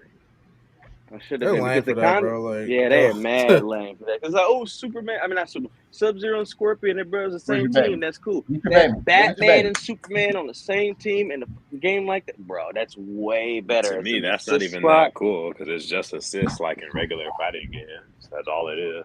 But I mean, but the comic books have better teamwork, camaraderie and shit like that than Mortal Kombat. It's like if I have Jax and Sony on the same team, that's cool. But Joker and Harley Quinn coming out the same time, all right? I mean, like Batman, Superman. I mean, like Doomsday and Superman. Like what for real? I mean, Lex Luthor's Darkseid. I don't know. Black Manta. I know that. What's his name? Ed Boon. He said that his dream game is a DC versus Marvel game. That'd be nuts. To happen. Honestly, it ain't gonna happen. That would never. Honestly, happen either. But if it happened, it would break the freaking internet. It would, but I don't see it happening because Warner. He's so in deep with Warner Brothers, and they can't afford Disney. That would be nuts, man. They can't afford them because Marvel's gonna sit there and be like, "We're better. We're this and this," and DC be like, "But we sell more comics and merchandise." But like, we got the cinematic. They will never come together. They'll never work. But I mean, the biggest surprise to me that I think around when Mortal Kombat X had came out, like afterwards, they did an interview with one of them. I think it was Boone, and he said he wanted to make an ultimate Mortal Kombat game, and I guess it almost well, what I'm trying to say is it almost felt like at that time that he was trying to insinuate of just coming out with a game called Mortal Kombat, and then all the characters would just emerge periodically. But I mean, again, I guess you can kind of look at this as if we're dealing with this game as a microtransaction within itself. Well, what he has done with early and mid 90s Action Comics, Dark Horse Comics, and Image Comics, he can make something of that. He can bring back all them guest characters that you had, plus some, bring back the greatest of the Image comic characters, and bring back the greatest of the Dark Horse Comics characters. That's kind of the best thing he's going. And then all Warner Brother owned right characters. That's the best he's going to be able to do. Now there's some people in there. I mean, you can pull some greats out of that. You know what I mean? Even the horror greats. You're not gonna get nothing Marvel, but you can pull some greats out of that. Yeah, I mean, you really could. You can pull some greats out of that. Yeah. Bring back all the horror genres and put Michael Myers, Jason, Freddy Krueger in the same game with I know they've already been there, but Predator, Alien, Spawn, RoboCop, Terminator, Rambo, Last Action Hero. But put them in the next gen of game. Make sure they're all together. Bring your Kratos back. We can still end up with Beetlejuice and Max, and then Wednesday Adams Savage is supposed Dragon, to be Invincible, man. Now you put Homelander in there. Bring them niggas over here. Come on in here. Man, give me some Butcher, Billy Butcher. Put his ass in there. Make him a part of the Black Dragon with Kano, goddamn. Adam Eve against Sindel, I'll take it. We're about to go into the old Scarlet right now, gentlemen. I gotta feed this cat here. She's darn near the freaking strongest woman in the galaxy, Nakamura. Yeah. Scarlet Witch is a powerhouse within the Marvel Cinematic Universe and easily the strongest Avenger in terms of power, and you can even argue Hack's abilities, although she does have some stiff competition in the definitely top 5 strongest female. In this video, I will be detailing Wanda's incredible powers, and while I typically discuss strength, speed, durability, and then hacks, as well as all other abilities and skills, in this video, I will be focusing primarily on Wanda's raw power, hacks abilities, as she simply scales to Thor, Captain America, Captain Marvel, Iron Man, etc. And her durability really isn't much to write home about, although the new sword Vision was trying to crack her skull open, and he didn't do it instantly, so I mean, there's that. I will mention some notable speed feats toward the end of the video, so just keep that in mind. Also, this video does contain major for all of her Marvel Cinematic Universe appearances on WandaVision. Additionally, this video will bring in the Marvel Cinematic Universe only, not the comic book source material. And if you guys enjoy these videos, please be sure to comment, hit that like button, and subscribe. It lets us know that you guys want them, and it helps us get them out quicker. With that being said, as we learned during the events of WandaVision, Wanda Maximoff has been a witch, specifically Darkhold. She was a witch who was not born, but forged. Hold on. All right, I had to let my screen catch up because I think we froze. Everybody still here? Yep. All right. Make sure my volume's good. All right, I'm about to get it going. Yeah. She adds that she used subconsciously referred to as chaos magic, demonstrated with the probability hex that she placed on the Stark missile that crashed into her family's apartment. Unlike the typical witches within the Marvel Cinematic Universe, such as Morgan Le Fay and Agatha Harkness, Wanda had no need to speak or weave hand signs to cast spells because she was the Scarlet Witch. For this traumatic experience as a child, she and her brother radicalized, and they joined Hydra to become guinea pigs in their experiments with the Sever. After being exposed to Scepter, and more specifically the Mind Stone, Wanda's powers were amplified Golden Infinity Gem, and ever since then, Wanda has been one of the most powerful beings the Avengers have ever encountered. We rely on the internet a lot, and we need security professionals to protect us online. I can't do nothing about it. You all right? Give you a little brief. Do a little bit of briefing with you, SSJ, because you were disrespecting Scarlet Witch earlier. They got a feminist agenda on her. Definitely. Yeah. Definitely now these days, especially WandaVision and Doctor Strange too. You can't tell me there was no agenda there. That was definitely agenda, but they didn't mispower her though. Oh yeah, I'm not debating that. I was just saying like my debate was just you were saying that she wasn't important. Agenda's there, but they didn't mispower her enough. I didn't say she wasn't important. I said she shouldn't be as important as she should be. That's how they're pushing her. She shouldn't. I don't know. Honestly, I don't know. I don't mind her being important if it's written good. Yeah, true. There you go. If it's written well, yeah. That's right. If it's like crap, then it would be obvious that it was just It's far more importance to the X-Men stories than she does to the Avengers stories. But she did. Her and Hope Summers did beat the Phoenix, so to give all the mutants their powers back, that was more of a Avengers and X-Men and all Marvel story. But outside of that, yeah, her biggest feat has been her individual stories with Chthon and Dormammu, and the House of M, which is probably one of the biggest X-Men stories that's out there. But outside of that, yeah, you're right. She's definitely fan service for the female agenda. But her powers are 100% legit. I'd rather have her than deal with than see any content with Captain Marvel. To be all the way. Oh yeah, I agree. Yeah, I agree with that. But I still would rather see a different villain than Scarlet Witch, though. No argues. As far as what X-Men, as far as Deadpool, like the MCU, like Galactus or Doctor Doom, something like that. Like I'd rather see them. Can't wait till they get them. Yeah. I don't know if they have finalized who they have acting as Galactus, but we do know that they have plans for him. No, they ain't said nothing about that yet, unfortunately. Maybe fortunately, because some things do need to be kept under wraps so we can be surprised again in theaters. So I don't know. Things are so bad now. That's why I purposely go and look at spoilers because of how bad these things are now. Yeah. Oh, got it. Is that video still going? Are you cool? I was about to say, I think. Well, I don't know. Really, it kind of defeated its purpose because I thought SSJ was just saying that like. He had a point. You were just getting too hot because that's you're another one of your babies. I think. So waifu. I literally thought that you were just like saying like she's not important enough. I was just like, well, she does have stories of importance. I don't think anything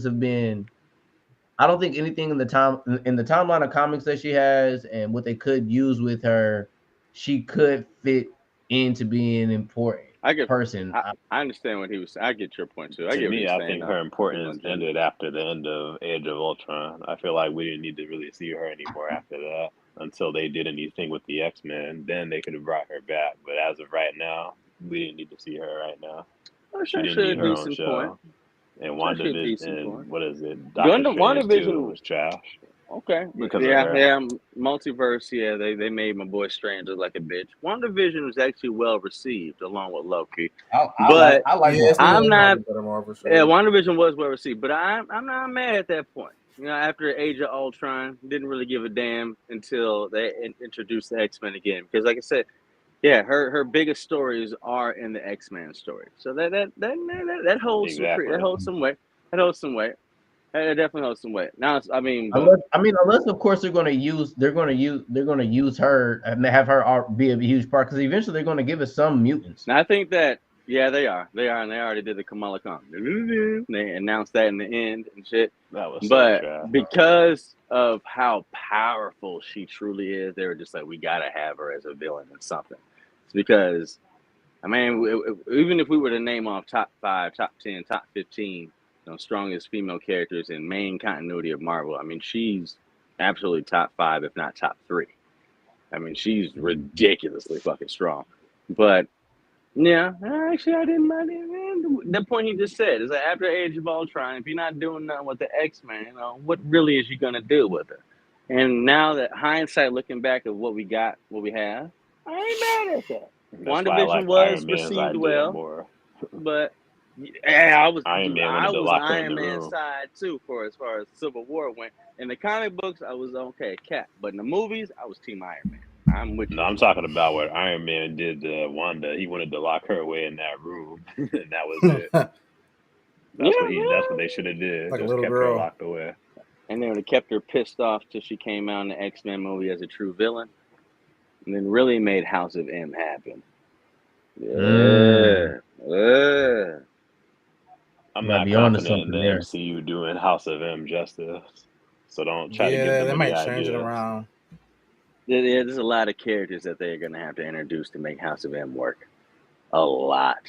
It's going to have to start with this Deadpool 3 movie. I'm so worried about Deadpool 3. There's so many 3. I'm doing a cameo rumors and all that stuff. Like, I don't want it to just be some one big cameo fest. That's what it's going to be. It doesn't. I think at least 25 to 30% of the film is going to be some cameo shit to go ahead and do fan justice. Because like we know at the end of Deadpool 2, he had that shit that Kimiko and Negasonic made for him. And he was able to go back different timelines, correct a few things. I think he's going to end up doing something like that. Landing a timeline where Wolverine is who he is with this outfit. They kind of deal with that. And so as he skips across these different multiverses, we're going to get that fan service. So that's why a lot of these leaks have been where, we might see a Phoenix. You might see this. You might see a Scarlet when this happens. Like, we might see a Marvel Zombies. We're going to see it, but it's not going to be the main focus. It's going to be him just like kind of passing through. Yeah. So that's how I think it's going to happen, which is, I hope is what's going to happen. Because it just needs to be about Deadpool and Wolverine if you're going to do Deadpool 3. That's what it just needs to be about them. But I do believe that little, I forget the tuning, whatever device, what it was called, I think it's going to play a big part into that. And maybe Wolverine cuts his hand off and fucks it up. And now they're stuck in a certain multiverse where they have to whatever. So, I don't know. Maybe. I do know they need to stop releasing production photos of the set so we can I'm tired of it. I'm sick of that. I mean, at least we can be surprised about something again. Yeah. But I think it's going to be about 80% cameos and bullshit, and then 20% Deadpool and Wolverine.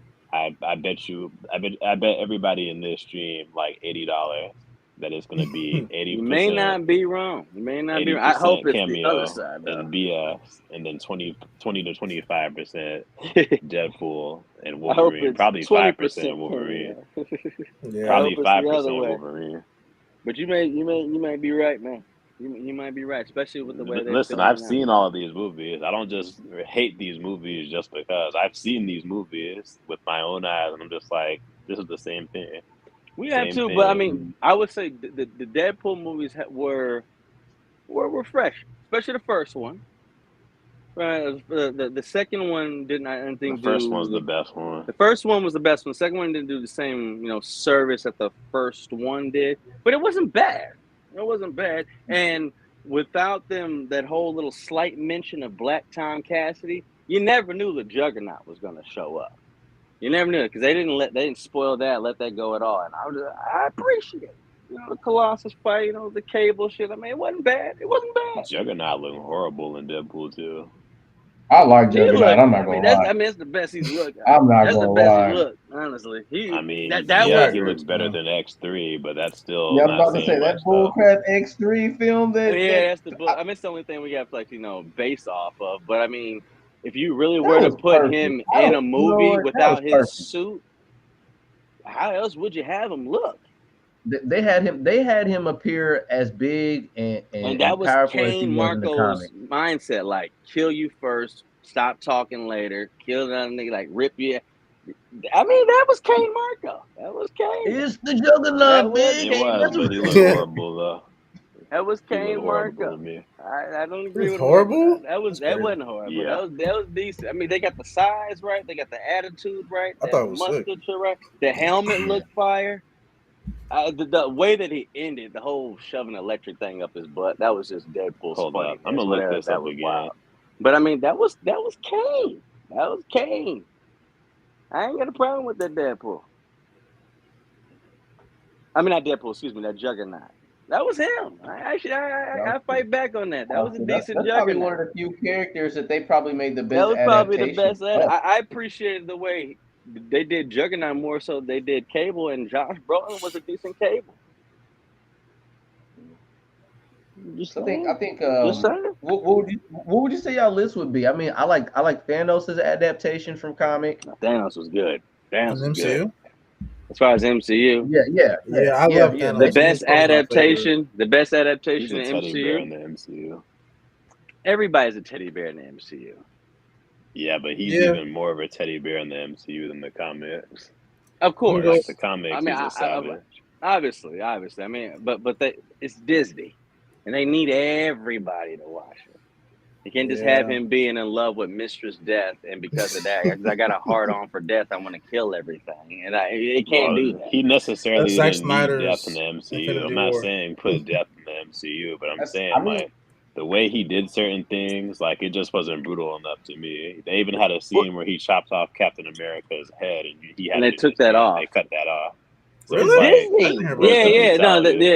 Yeah, they did. They said that they were gonna have him like that whole scene where Nebula brought the shit back, and he found out what happened to him and stuff like that. And Nebula had to go back and be the Nebula of present when like they captured our Nebula. I don't know if you remember that part. Yeah. While that happened, he was gonna take that time to invade the 2012 Avengers, kill all of them, cut Captain America's head off, bring it to the battlefield, like right when he bombed the Avengers headquarters. And drop his head in front of him, saying, "That would have been sick." Now, I ain't gonna lie. I ain't gonna lie. SSJ, you right. That'd have been hard. That would have been crazy.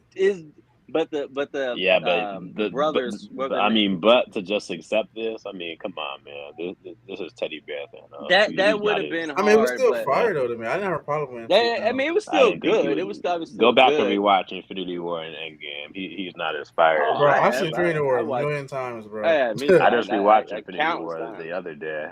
That's probably my favorite. It's still good. Infinity War. I love the movie. I love it. So I didn't mind Thanos. The whole time he's talking to Stark.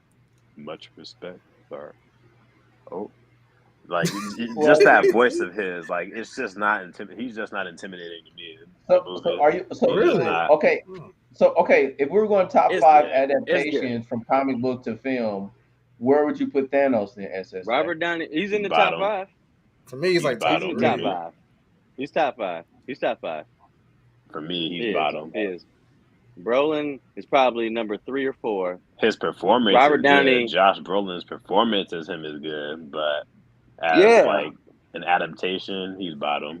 I mean, adaptation can't be exactly like the comics. Yeah, it's not I'm not saying it can't be exactly. Y'all like niggas ain't listening to me though. It doesn't have to be exactly like the comics. He doesn't have to be with Death and all. I'm just saying his brutality could have been a little bit better. He's just too which is teddy exactly bear like the comics. Right. So like in the comics, which is do the snap. Our point still stands. A lot of people had their mouth wide open when he snapped everybody. I'm just like, you just see him go to dust though. It's just in the comics you see him like cut people's heads off and stab them right there, but here they just all Disney. Yeah, it's Disney. Vibe, so I'm still. So you have to understand that. I'm not excusing. Yes, you can. In comparison to other characters, though. I'm not excusing. Okay, so far that we got out of the MCU, because we're doing rated R stuff. So I'm not excusing it. So you got him at 5. That's a rated R film. That's a rated R film. You can't compare a rated R film to a PG-13 film. If Thanos is in a rated R, what rated R film did I use though? What rated R film did I use? I thought didn't you just say Deadpool? You said we got Deadpool. Did you just say that? No. Oh, I never said that. People were talking. I thought you said that. But anyway, words in my mouth. Well, I just said I thought I said you said that. That's the difference, all right? Now we got to pay attention. I said I thought you said that. So who's putting whose words in whose mouth? We're talking about a PG-13 Disney film. He's not cutting niggas' heads off and cutting people in half. Be realistic. And maybe what he could you be want, a little bit more but brutal no, than that, you got to be snap realistic. Or something. I don't you got to be realistic. You can't. 8-year-olds, 5-year-olds are watching this film. You can't cut niggas in half and cut their heads off. It's a PG-13 film, though. I mean, it's still PG-13. Right, okay. So 13-year-olds can't see that. 13-years can't see that, bro. Yeah, they can. So look, yeah, no, they can't. Do you not know how hold on, SSJ. Motion picture ratings have a certain form that they have to go by. You can't just get to the comment. This nigga's brutal. He cut nigga heads off, cut nigga in half. Kill the noise. Like, that can't happen. When I try to that can't happen. Y'all just take one little thing and you know. No, I'm taking everything. Y'all need a mute box with PG-13 film. It can't be like the comics. It can't. I never said it could be just like the comics, though. Then what's the point? It could have been a little bit more. They could have did a little bit more. How's it going to be more brutal? How's it going to be more brutal if he's not cutting niggas in half and cutting heads off? That's the only way to portray him to be more brutal. His adaptation to me. How else is he more brutal? It's a kiddie version, so it's not it. It's Disney, duh. It's Disney. Yeah. Duh. All right, let's wind this back in. Come on, guys. Duh. You watching it like you know it's Disney. People can't do this. Come on, about it anyway. We're trying to keep this going, both of y'all. Come on, hold on a second. It make no fucking sense. All right, go ahead, Jay. All right, so I'm gonna go back into this because I was trying to go back into this list. Really good debate. Yeah. But so all right, I'm gonna go get everybody unmuted so we can go right back in. So I want to get this list off from everybody. So hold on, let me get back. Everybody back in. Hold on, I got Bundle back in, and then now I got you back in now. Okay, so SSJ. So SSJ, you've got Thanos at 5. What's the other 4 characters? Part 2. And adaptation that you got adaptation wise in the MCU above Thanos. I mean, adaptation wise, so we're talking about just the MCU or just comic movies in general? MCU in particular.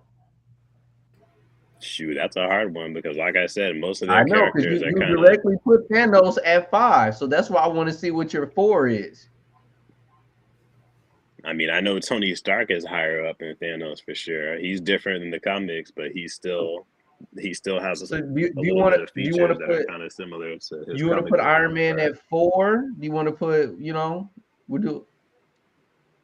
Yeah, I'd say we can put Iron Man at 4. Captain America is up there too. Steve Rogers, because they got his 3. Origin right. Number 2. I don't want to say Winter Soldier because that's a Captain America. I guess you could say Winter Soldier, but he's still a little bit different than the comic as well. You talking about Bucky? Yeah. Bucky. Like he's based on the newer version. He's not based on he's based on like a 2015 version of him where he also got the super soldier serum. So I guess like with the MCU, here's the thing, like they take certain things and kind of make it into their own thing. Like they take certain parts of characters and make it into their own thing. If that makes any sense. I got you. I mean, this list isn't bad. So hold on. So you got Thanos, Iron Man, Steve Rogers, Bucky at 4. So who's your number 1 then? Honestly, maybe T'Challa, because the thing with T'Challa is I'd say his backstory is pretty in line with the comics. The herb, the trials, becoming Black Panther, taking over his ancestors, guiding him, kind of like the Avatar kind of thing. So I guess that's accurate as well. Mm-hmm. It's not bad. It's not a bad list. It's not a bad list. So Bonda, what you got on your 5? Around the same. It's number 1. T'Challa probably number 2. and Winter were portrayed very well. Thanos, though, he was not portrayed. He was only portrayed at about 40% correctly. Look, adaptations. So I agree with that. But his look, Josh Brolin acted with him. Yeah, that's probably. Yeah, like, I agreed on that. Like everybody, his acting was great. He was ill. Outside of that, the praise for it because it's such a small role. As strong.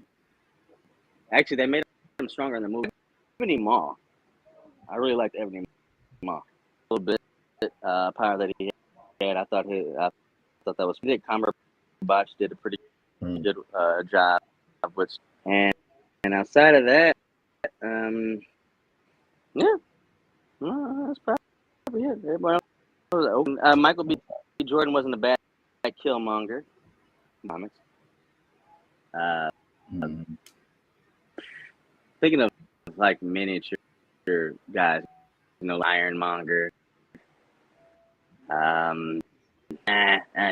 Justin Hammer.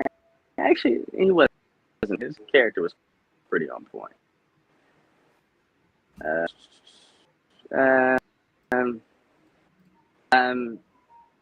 If we want to Spider-Man's No Way Home, Williams' character as Green Goblin, especially that whole apartment scene. Thought that was pretty. Yeah, shoot, that actor who played Norman Osborn, he had a good adaptation of Green Goblin to me. Yeah, that was decent. Tobey Maguire's that was decent. I'm surprised none of y'all said Blade and Wesley Snipes. I thought you said only MCU. Wait, I thought you. Well, I guess. Well, yeah, I wanted to do Marvel in general, so I guess I didn't want to use MCU, but I was thinking in my list like Marvel. I mean, I would end up sitting there. Not Deadpool, the Daredevil Netflix series. Yeah, I got Daredevil at number 2. I got Blade 1, Daredevil 2. Nasty. See, because you only said MCU, I would have said Daredevil from Netflix. I apologize. That's why I corrected myself. You feel me? SSJ, hey, you go ahead all Marvel then, because now everything's on the Fantastic Four. Yeah, so let's we'll put everything on the table, and then Ma, you go, you go, Ma. We go throw in. Now you got the Netflix. So I'll give an updated list after then. I'm gonna do Thanos 1. Going back. 2 Spider-Man from the Raimi films. 3. I'm gonna go Iron Man from MCU, and then probably Cap from the MCU for 4. Yeah. And let me see. 5's kind of hard. I don't know. I think my 5 might be the Hulk from the 2008 film. That's still the MCU, right? I mean, that counts. Yeah, it's MCU. At this point, we're throwing right, yeah. Okay, I so you said you want 5? Yeah, I'm gonna go Edward Norton's Hulk as like the 5th one. Mm-hmm. Yeah, 5. Norton's Hulk was just crazy.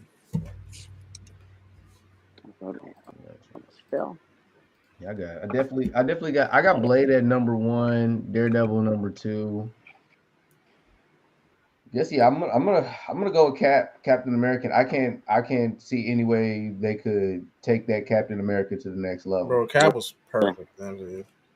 Yeah, Chris Evans did. Yeah, I'm with you on that. You know what I mean? Like sometimes you can say, okay, when they bring him in, anybody else playing that? Like what other acting? Robert Downey Jr. and Cap. Like, yeah, I'm not going to be crazy about if they do another origin story of him. Like I feel like they gave us so much. They did it so perfectly that it'll just be redundant. It's gonna happen. One day, talking about Tom Cruise, Iron Man. I'm like, so I got Netflix Daredevil. Yeah, that's number 1. There you go. There you go. T'Challa is number 2. But I'll admit that I'm biased, so I will admit that. No, I ain't know. Iron Man is number 3.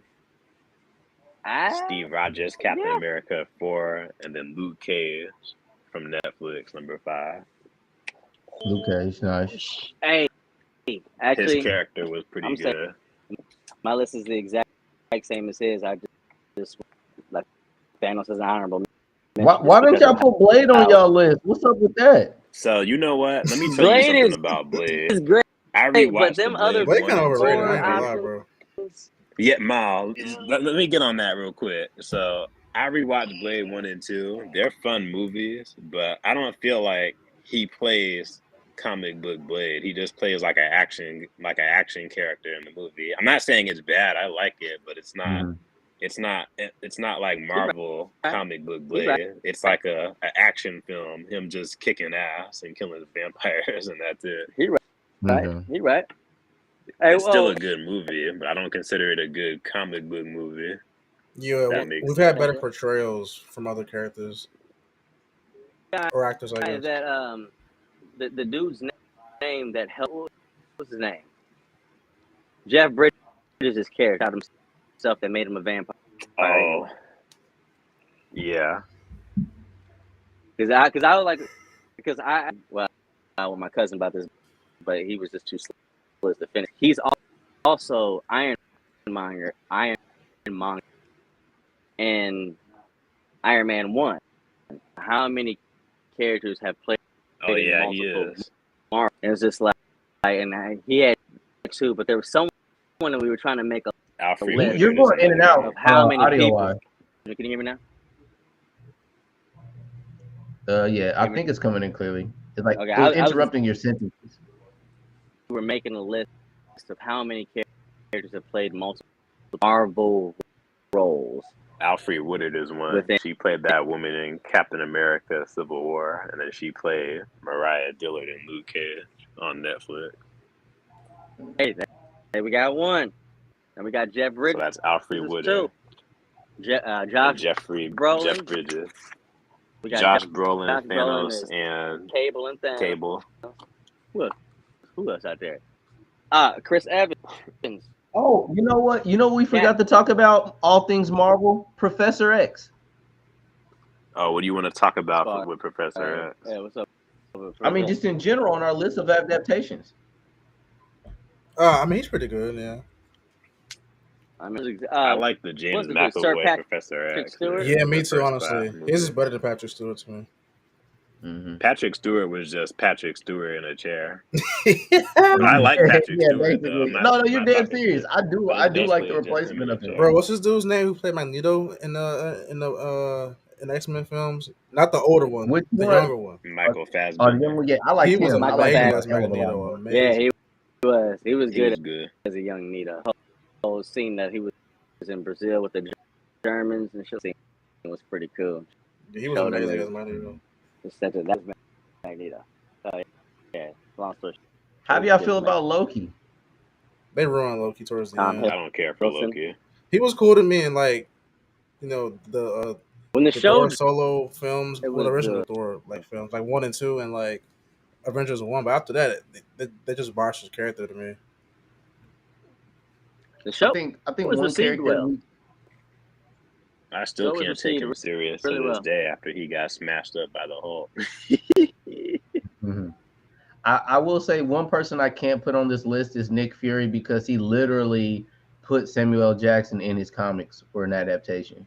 Yeah. Oh yeah, he was just pretty much born to play Nick Fury. Yeah, you know what I mean? Like he literally was like, okay, this is Samuel L. Jackson. I was thinking of Nick.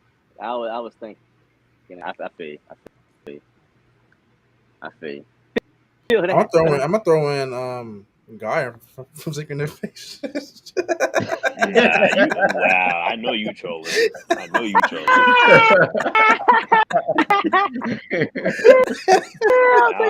lying. I can't say it with a straight face, man. Dang. Yeah, you could have even said that with a straight face. Get about it.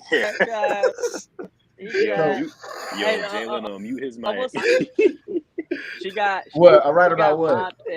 Invasion, but Maria Hill.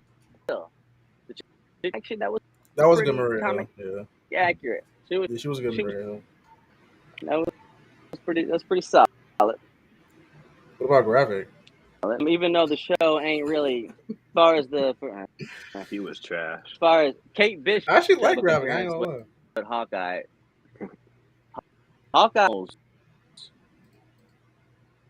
was actually probably one of the that had to the show, even down to the text. Even him snap. Black Widow. I feel about her. She was good to me. She was okay. I mean, the movie. Okay, somebody else could have played Black Widow. Like I don't like. You know, like, I don't see Scarlett Johansson being as the only person to play Black Widow. I can see someone else playing Black Widow. Who? Gal Gadot. At the time, imagine Gal Gadot is Black Widow. I'm going. Hey man, she is Black Widow to me. Who, Gal Gadot? I mean, Scarlett Johansson, especially when they cast her. Scarlett Johansson, she's definitely Black Widow. When she came into it, who else would play? Her first appearance in Iron Man 2 was. Well, I mean, you gave me a list of actors. I picked some, but like, you know, I can't think of them any off the top of my head. But. Gotta be redheads, but I mean. But in my opinion, she's no like Chris Evans or RDJ. Like. Yeah, I just can't. I think it's the importance.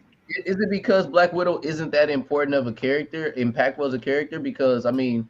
I feel like it's just her personality to me. Like her personality. Like I feel like any girl can play that kind of character. She's a side character. Well, I mean, that's kind of what I was trying to say. Like not any actor can embody Tony Stark the way that RDJ did. Like Yeah, she is a side character. Yeah. But as a side character, my dome, I can't be like Jennifer Gardner, you'd have been better. If they didn't kill the Claw, I would have said the Claw would have been a good adaptation. Really? I thought his adaptation was horrible. Really? I thought he looked like comic book Claw. They made him act too much of like a Joker type character. Oh, you want to see my SoundCloud link? I'm like, what the hell? That was only in Black Panther, right? Claw was in his most recent appearance. He was better in Age of Ultron. But I'm basing it off of his most recent appearance because that's where he was killed. Black Panther. He didn't act like that at all in the comic. What up, Cockle? But it did work for the movie. He was kind of goofy in Age of Ultron, but not as much in Black Panther. Not as much as he was in Black Panther, though. He was goofy as a comic book adaptation. At all. So remember when he blew that thing up in front of T'Challa and he's like, "Look, guys, I made it rain. I made it rain." yeah. I cringe. I mean, I didn't have a problem with it. DC, the best. Yeah, DC like castings. Yeah. To me, Killmonger outshined him as far as the villain go. Of course, yes. Yes, but he said when he's like, I found my daddy with panther claws in his chest. He's not the son of a king; he's the son of a murderer. Hey, real quick, that same scene, I got her shirt because she loved Killmonger. Had a panther scratch across, and the shirt said, "Hey, I always thought that was cool." I need that shirt. I need that shirt. But, send me the link to that shirt. You see it somewhere. For it. Actually, hey, he's making a Cash App scam bot in his chat. Yeah, right. Yeah, I'm seeing it right now. It says here, "Hey Jay Leno, I am a bot advertising cheap kick followers."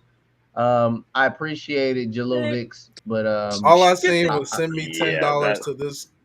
I saw it. You're not getting no $10. 200 followers for $10. You're not getting no $10. This man wants some gas money. You need some. Nice try. Get him out of here, bro.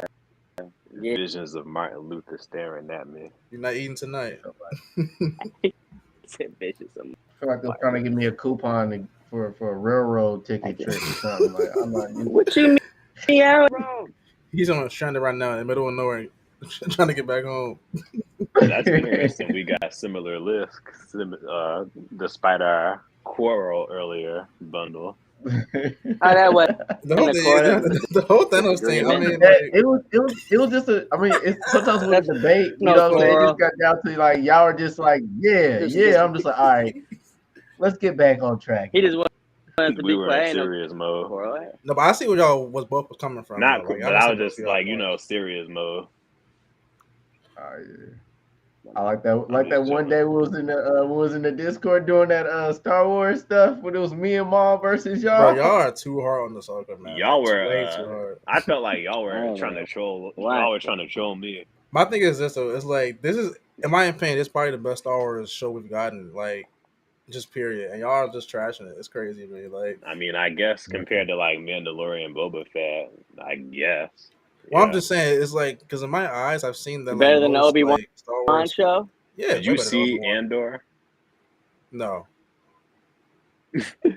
You gotta watch Andor. I'm not watching Andor, bro. They say it's good, but it's like, but who cares? It's Andor. Like, who cares about Andor? Yeah, but same with Ahsoka though. People are saying it's trash, but then you're saying it's good. Huh? But it's kind of the same with Ahsoka though. People are saying. I'm saying Andor is just a dumb show. It's boring. Like who cares about Andor? He's a useless character. He's like who cares about freaking Andor? He serves. What is he supposed to be? Some kind of thief or something?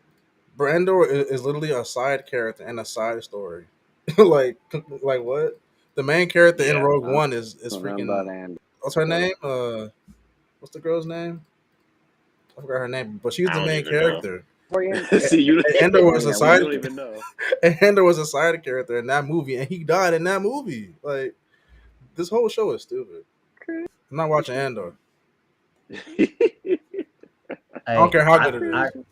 I want to let y'all know something. I think I was kicked for like a month on Kick because I'm just now getting messages. I haven't been able to go live on Kick. I mean, you never know. You never know. No, because when I go to my account, none of my videos that I stream are like recorded there anymore. So that's what I'm saying. And so they probably got me for those times that I was because remember I was streaming Superman. Yeah, I was directly streaming Superman on. How dare you stream this amazing TV show? I mean, for what? They shouldn't give a damn about that show. That show's garbage, man. We were actually helping them out by watching it. If we did helping them out by watching it. If we all did like a top 5 worst like on-screen portrayal of a character, that's got to be in my top 5. I ain't gonna lie. You know what? So let's go around. What are the top? That version of Superman is horrible. Like he's really bad portrayals of character. It's like top 5 worst portrayals. We go around. Ooh, man, now you got me really. Because now I'm starting to write it's too many. That's gonna be funny. That's funny. Oh shit. Hey, okay. I'm off Barrelhead. I'm going Adam Warlock. Off Barrelhead. Okay. Off the barrel. Okay. Off the barrels. Blade 3. I'm to hear at least Dracula. You said what? You're gonna Dracula. You said Blade 3. You see Blade 3? Oh yeah, that Dracula from Blade Trinity. Yeah. Yeah. I'm just throwing. Oh no! Y'all really? You know what y'all haven't blurted out? This should have been the first thing. Apocalypse. Oh my god, bro! How about Lex Luthor? Hey, that's another dude who just played 2 characters. Hey, actually, he's 3. He's Moon Knight, Apocalypse, and Across the Spider-Verse. Oh yeah, you're right. Oh yeah, 2099. Hold on, we got Conkle in the building. What up, Conkle? Yo, what's up? What's up? Y'all talking about what were you talking about? Adam Warlock again? I would say the worst adaptation. I'm talking about the worst that they put in. What is the worst adaptation? Yeah, from comic to cinema, like film. Mine is wait, top 5? Or I guess worse. I mean, worst 5. I mean, however you want to. Top 5 right. Worst. Mine is the Deadpool from X-Men Origins Wolverine. Oh, that's what I just wrote down. You can't forget about that one. And then it's Doctor Doom from Fan 4 Stick. Oh, or is it every Doctor wait. I'm gonna say all of them. No, it really is all the Doom. From the 2015 one. Hey, what, Galactus was a cloud? Oh yeah.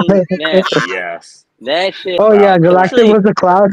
Actually, that's 1, 2, 3, 4. That's 1. In one movie. I got Lex Luthor from BVS. Batman vs Superman. Lex Luthor.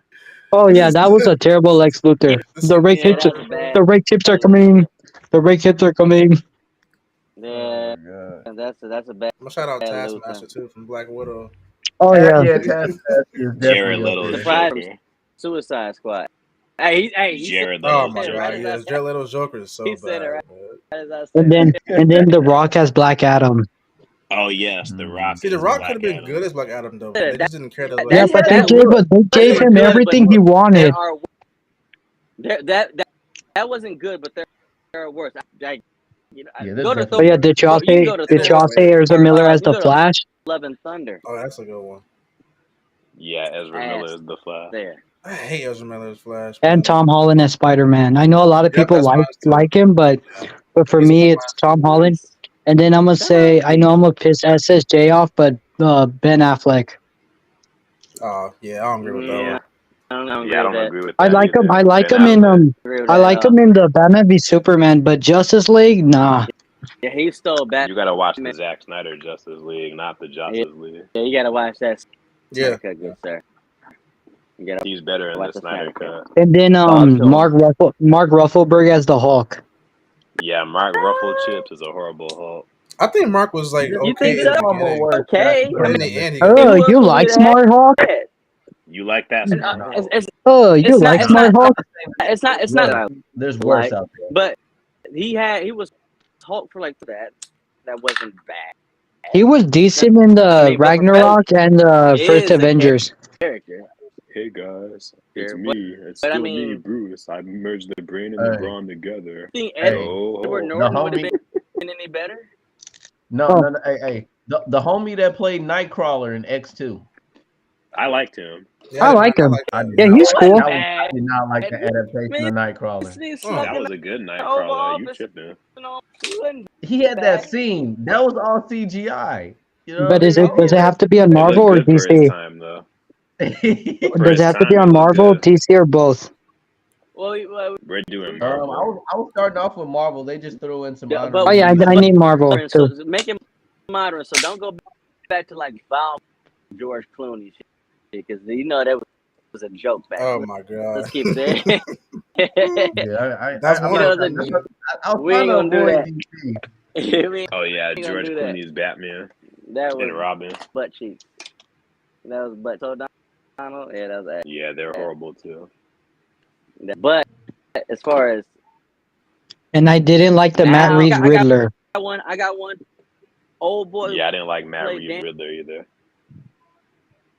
Oh yeah, Iron Fist. Yeah. Oh yeah. Yeah. But Rash. His origin was fine, but it was the actor that was horrible. The show sucked. On the Scan Machine. His origin was fine. It was just the actor sucked.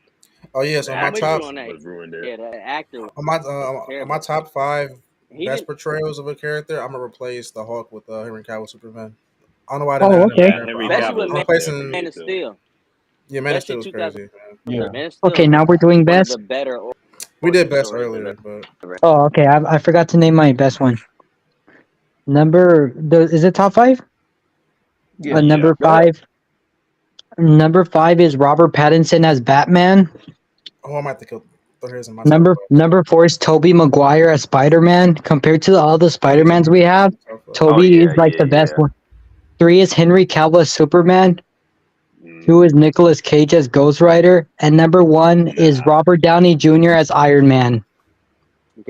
Okay. I don't know about Nicolas Cage's. I enjoyed the movie, but you like Nicolas? You know, I like a different Johnny Storm.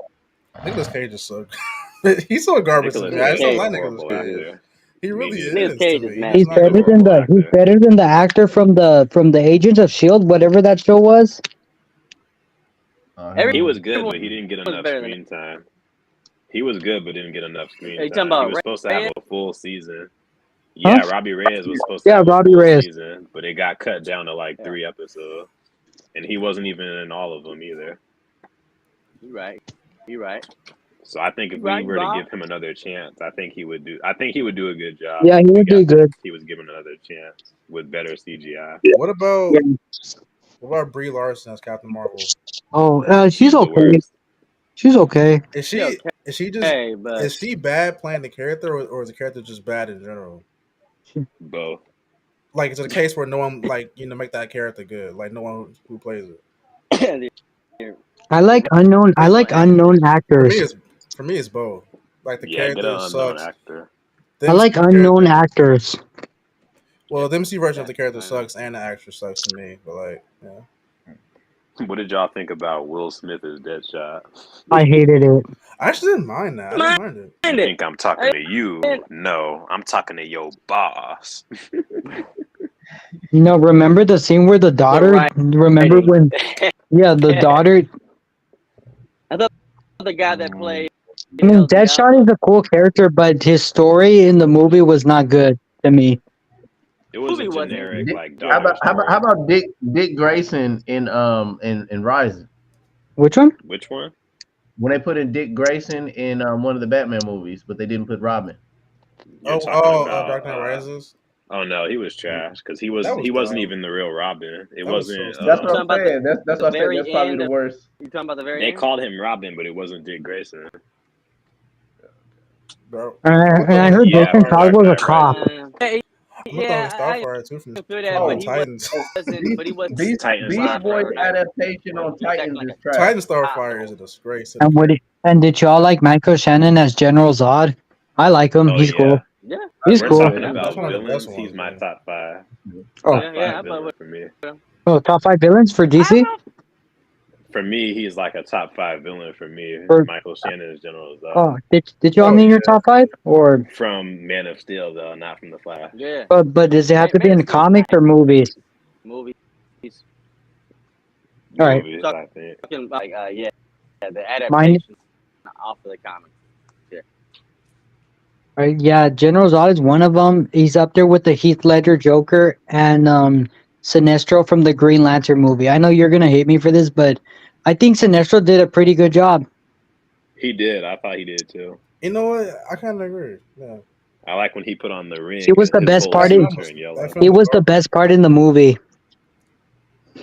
That film is horrible. What about Vision's adaptation? Who? Vision. I don't care for Vision. It was decent. Vision's actor. So I mean. Vision's an okay character, but he's not like I would rather read more characters than Vision. Yeah, same. I think Ultron he's like Wanda. Like I would rather read more characters than them. They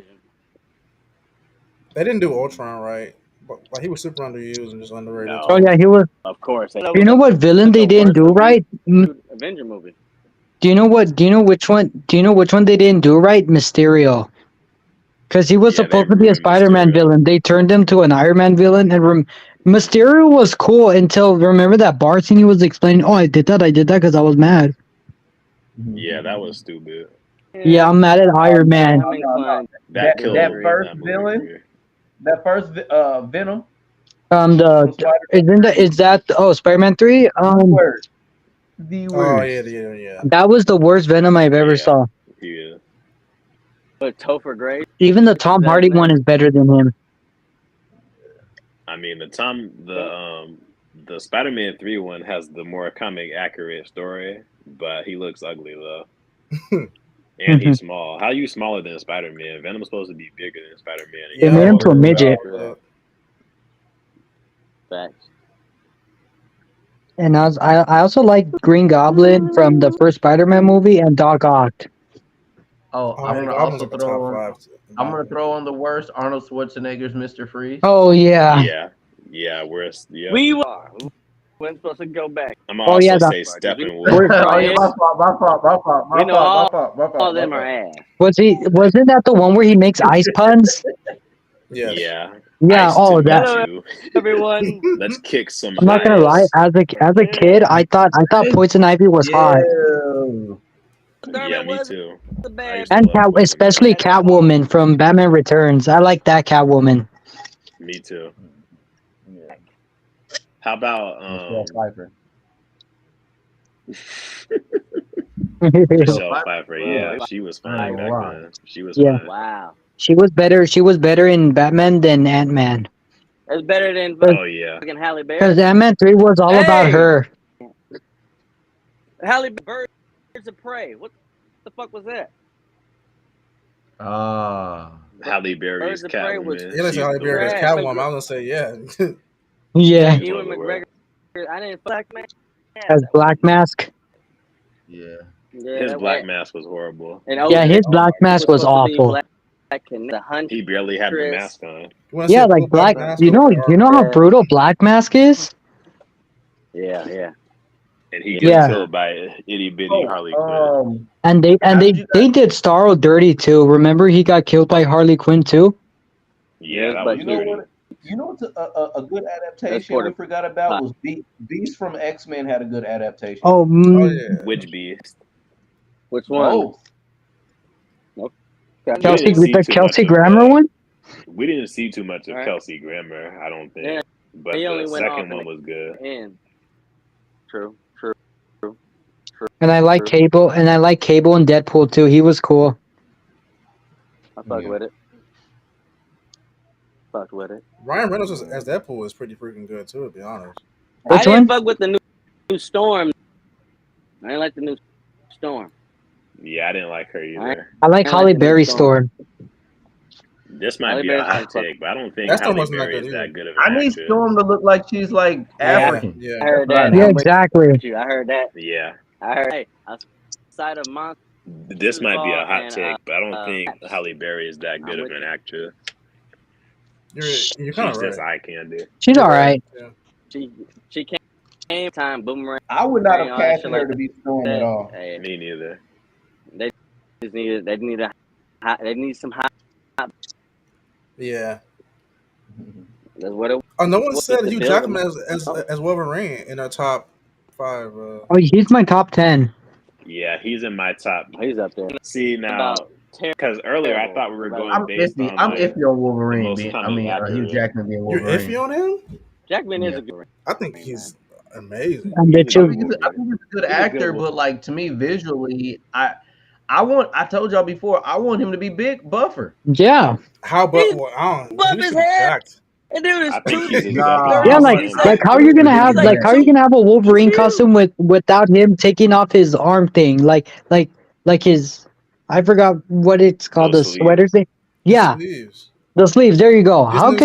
Yeah, like his new suit was like pure perfection. Besides the sleeves, why couldn't the sleeves be open? Like they had the whole thing laid out right there and just didn't open. And what did y'all? What's even the point? Come on.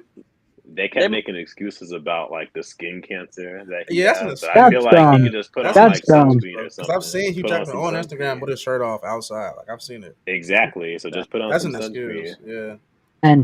And what did y'all thought of Charlie Cox as Daredevil? Yeah, put on some sunscreen. What did y'all thought of Charlie Cox as Daredevil? He's my number 1. Hey, we talked about him earlier. He's on my top 9. He's like in my 9th in my list. As far as like, how about Roscoe Lee Brown's Kingpin from the Spider-Man animated series? Okay, never mind. He felt like comic book. What about Vincent D'Onofrio? Are you talking about the Kingpin that was in I'm saying go to D'Onofrio. Yeah, Vincent D'Onofrio's from the Netflix. Yeah, he's amazing. He's cool. He's my top. He's my top 10 favorite villains of the MCU. Yeah, I see him. Yeah, he did a good job. But we're only talking about the Daredevil one. We're not talking about the Hawkeye one. I'm surprised y'all didn't say Rocket Raccoon.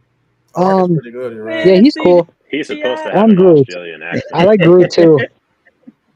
See, for me, he's supposed to have an Australian accent, but instead he just talks like Sean Gunn or whoever the character he's voicing, who's voiced by Vince. What is it? Vince. Rocket is Bradley Cooper. Vin Diesel. Cooper. Or no, Bradley Cooper. He just sounds like Bradley Cooper. He doesn't sound like he should to me. What about Dave Bautista as Drax?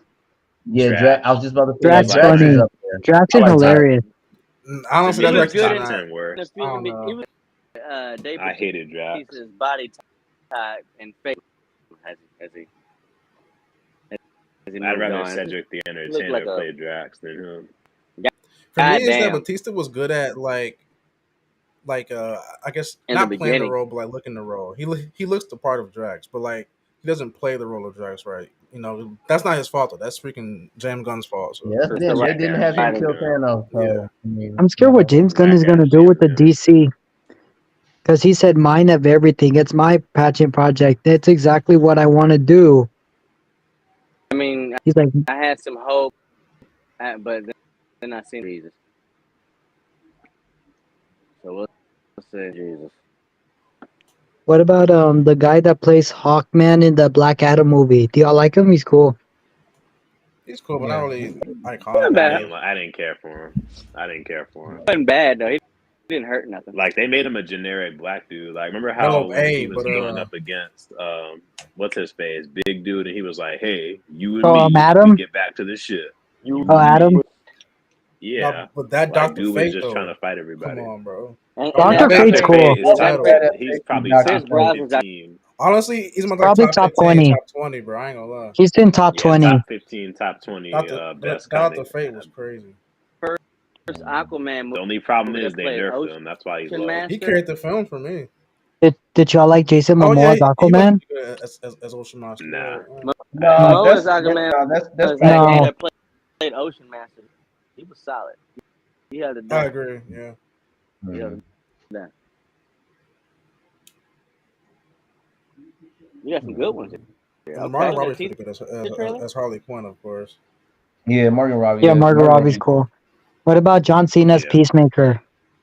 I liked him. I'm not a fan. No, I didn't like him at all. He was good in the Suicide Squad movie, but his show, no. I don't like his show. I understand why people wouldn't like it, but it had its moments. How do y'all feel about Homelander? Oh, Homelander's cool. Man. Yeah, he's good. Top 20. The boys is top 20, bro. Top 20. Top 20. Top 10, top 20, dude. He's what about Jensen Ackles as Soldier Boy? He's great, but Homelander is just like... Yeah, Homelander is just a whole... He was literally born to play Homelander, bro. Like, I can't see anyone else playing Homelander. Yeah, dude was born. Yeah, that's true. He's amazing as Homelander. True. I've seen some fans too said that he should play Reverse Flash. Yeah, he'd be an amazing Reverse Flash. That's what I wanted to see in the Flash movie. Good Thawne, yeah, you're right. He'd be an amazing Edward Thawne. He acts just like him pretty much as a. He has blonde hair. Good Thawne. What's the Anthony? What's his name? Anthony Starr. Hey, yeah. Anthony Mackie's Falcon. Where do you guys place him? Hey, I'm not gonna lie. He fits the look from the comic book adaptation. He does. Yeah, I like Falcon. I like Falcon as a character, but I don't like where he became Captain America. Yeah, I don't like hand-me-down titles or like mantles. That's lame to me. Yeah. Makes dead, so I thought Bucky looked pretty good. What about the actor that plays Shang-Chi? He's trash. He's alright. He's okay. Alright, who else we gonna fight? The chick, this was the worst. The sex swap of the chick that trained Dr. Strange. Oh yeah. It's supposed to be like an Indian. And she was still cool though. I ain't gonna lie, she was pretty cool. Bad though, because she's such the worst sex swap is the Eternals. It didn't hurt anything, but it's like whatever. The worst sex swap was the Eternals. Oh, when they made Fastos gay.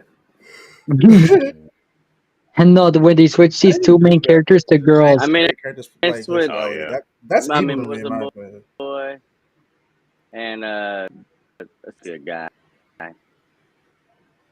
So, I mean, that's beyond weird to me. Like changing the character's sexuality, like that's so. Yeah, that's evil to me right there.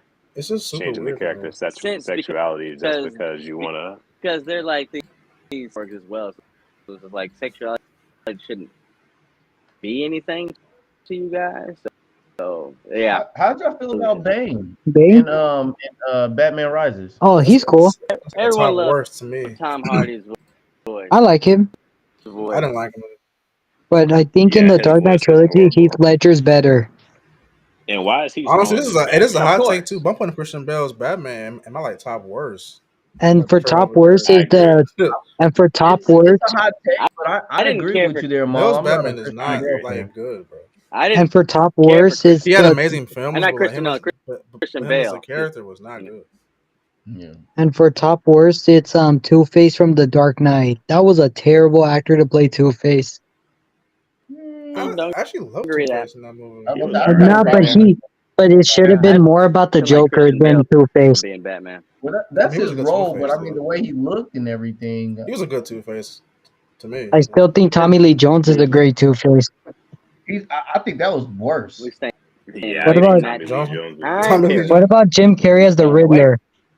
That was stupid. He was a better Riddler than the Paul Dano Riddler. Exactly. I liked him better than the Paul Dano Riddler. At least he was comic accurate. In my opinion, we never had Paul a good Dano was basically just the Zodiac killer. That's all he was. Zodiac killer. He looks like a cosplayer that just mad he lost his glasses or something. He said that though. That's what he said he was going. Yeah, he's based off of that, but I don't know. I mean, I just think it's not. He's different. He's supposed to be different. What about Penguin in the Batman movie? The Penguin. I did fuck with Amazing. Colin He's Farrell. okay. Whoa! Wait a Who's minute. better? Who's better? Colin Farrell or Danny DeVito? I like them both. Colin Farrell. Yeah, I think Danny DeVito because he was funnier. And DeVito I didn't like how weird Danny like DeVito was. Yeah, he looks so weird, bro. He looks like Gru from Despicable Me. He looks like Gru. Nose off. He looks like Gru. Bite it off. Yeah, I like homie playing Ra's al Ghul was pretty good as well. Oh yeah, Liam Neeson. I thought the hero out of Ra's al all Ghul was the better. Batman films that have come out, live action, even the one that was the best, Alfred. Gotham City. I mean, Dark the Gotham Knight. show. Oh, dude, he was amazing in Gotham. You're right. That was a good Alfred. Jeremy Irons Alfred is the best. I'm going Gotham. I think Michael Caine is the best Alfred. I like Jeremy Irons Alfred the best. Bro, I love the young Everyone Jim too. got a different answer. Okay. All right. Good shit. He's like a tech. He's like an older version of Who's the Iron best Man. Jim Batman. No. You said Alfred. I was about to go hard with Commissioner Gordon for a second. Yeah, who's best Jim Gordon? Yeah. Gary Best Oldman. Gordon to me is Gary Oldman. Nolan films. The year Yeah, one. mine is the Dark Knight. Mine is from the Dark Knight. Best Gordon to me is from the Nolan films. Yeah, mine too. The Gary Nolan Oldman. films. Yeah. Gary Oldman. The worst Gordon is from the freaking who do you got for Snyderverse, bro. Alfred, That though? Gordon sucks, bro. Oh, the J.K. He was Simmons. barely in it. They had J.K. Simmons as Gordon. That was stupid, man. I Yeah, just thought it was bad He- casting. Though. he more looked like Literally J. freaking How you Jonah guys- He Jameson. more looked like he looked like JJ than Commissioner Gordon. And that hairpiece he had on wasn't it? I just don't see J.K. Simmons as Commissioner Gordon. I just don't see it. He couldn't sell it for me. He couldn't sell it. Yeah, he didn't sell it for me either. I agree on that. Nah, but I think by far the worst portrayal of a character in the movie is Flex Anderson as Michael Jackson. Hold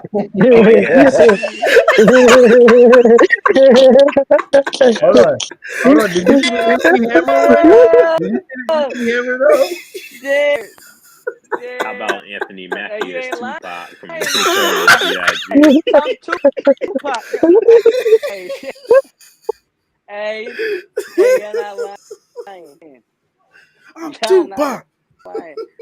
They just hired him because he was bald. That's it.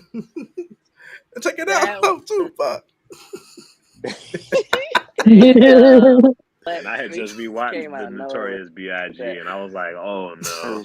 And that film's amazing though, but he's a horrible Tupac. Yeah, horrible. Did y'all like Straight Outta Compton? Yeah, amazing. Yeah, I like that. It had its parts. I love Straight Outta Compton. Y'all still didn't mention Dragon Ball Evolution. Oh God! Yeah. Every character in that movie. Remember when someone remember that where someone was flying? Yeah, that's like a worst movie ever made. It has to be. Same with That's my Last top Airbender. 10 worst movies. Last Airbender is up there too with worst. And The Last Jedi's up there too. Remember Oh. Ong and Suka It's up there. instead of Aang, it's Ong Hey, instead of Sokka. it's Michael Sokka. Bay's Ninja Turtles. Oh yeah, that was awful. It's Don't tell the not Disney as bad. shows that they'll be on your freaking case, bro. What?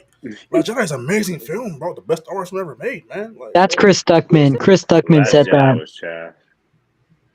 Yeah, The Last Jedi was awful. And same with Rise of Skywalker. Don't you mean Rise of Asswalker? Rise is better than freaking Last Jedi, in my opinion. Rise of Asswalker. Dragon Ball Evolution. They should never touch Dragon Ball again. Oh yeah. What about the live action Mario movie? Hey, when we were little, that wasn't bad. As we got older, when we were little, that was all right. Because I hated that movie. Even as a kid, I hated when I was little. How about Shark Boy and Lava Girl? Okay, I hate it. Oh, come on, bro. I love Shark Boy and Lava Girl, bro. I hated the live action Mario movie. Because I rewatched it recently. You know which one I hated most? Spy Kids 3. That's a horrible film, but it's like, it's so fun, bro. It's such a fun movie. Spy Kids. Here's what we forgot about. Spy Kids 3 was awful. I still have fun with that movie, bro. Yo, why didn't y'all mention Howard the Duck? Oh, yeah. Oh, God. What about the 2003 Affleck Daredevil movie? Oh yeah, that is ass. What about the 2003 the first Incredible Hulk movie? That's Paul not about to wake up out of his sleep talking about him. He needs to y'all need to rewatch that Daredevil movie because it is trash. Oh yeah, you know what's funny? Ty looks like one of those dogs from the first Incredible Hulk movie. What's the nigga's name? Michael Clark Duncan, wrestling. Yeah.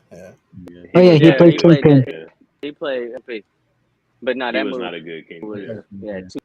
I didn't like the Electro movie too. That Electro movie was garbage. Amazing Spider-Man 2. Jamie Foxx's Electro, bro, is so bad. Yeah, he got rid. Paul Giamatti is the Rhino. Oh wow. Michael B. Jordan, Human Torch. Oh god. I don't want to tell you that movie about that. None of those are worse than we just talked Fantastic Four. Ryan Reynolds has Green Lantern. They're all worse than all of them. Yeah, that's true. How about Batman versus Superman Doomsday? Animated. The Doomsday from Batman versus Superman. He was super ugly and the way he was made was dumb, but he was putting in work though. Like nah, that was a terrible Doomsday. The Snyder. Yeah, Snyder, the Snyder Doomsday. I had a problem with that one. It was the. I hated how he was created. I love the Injustice one. I like the Doomsday from Injustice. In the way that it came out. Yeah, Injustice but Doomsday had the trailer shit. It at least allowed people to be. It was. I mean, he was cool. Like at least allowed people to be excited. Yeah, I like Doomsday. I'm not gonna lie. I like Doomsday. Batman versus Superman.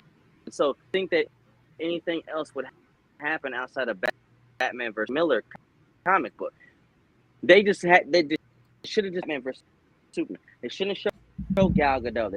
They shouldn't show Luther doing They took elements from Dark Knight Returns. Hey, I'm so glad. No, Nicolas Cage. And nah, bro. At least would have been when she pulled up and blocked the dude with the shield, man, and the theme drop. That was cool. That was cool. That was crazy. We already knew that it was gonna happen because of the trailer. Remember from showed her. They showed Lex. They showed Doomsday. Batman and Superman made up, and the whole was called Batman. They shouldn't have showed any of them two fight. You're right. Made it seem like they fought 3 or 4. Gave the entire movie away in the trailer. So every trailer, I feel like they should have fought throughout the whole movie too. And that's what they should have done, but they didn't do that. So could have been like a 2-parter too, to be honest. Their fight didn't even happen until like almost 2 hours in, and then the fight only lasted for like 10 minutes. Yeah. Why did you say that name? Yeah. And then I did like when he said that your name, men are brave. It was his mother's name, but I showed the Holy Trinity together at the end, and then when they show Zod's body, it's like if you know Doomsday is in it, die.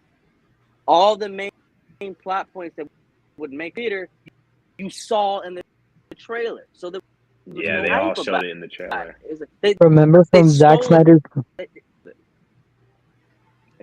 killed it. Okay, you could keep going. Keep going. Hey, Bundle. We're gonna do. We're gonna do 5 questions from the Marvel list real quick before I close this out. He's already had it on deck.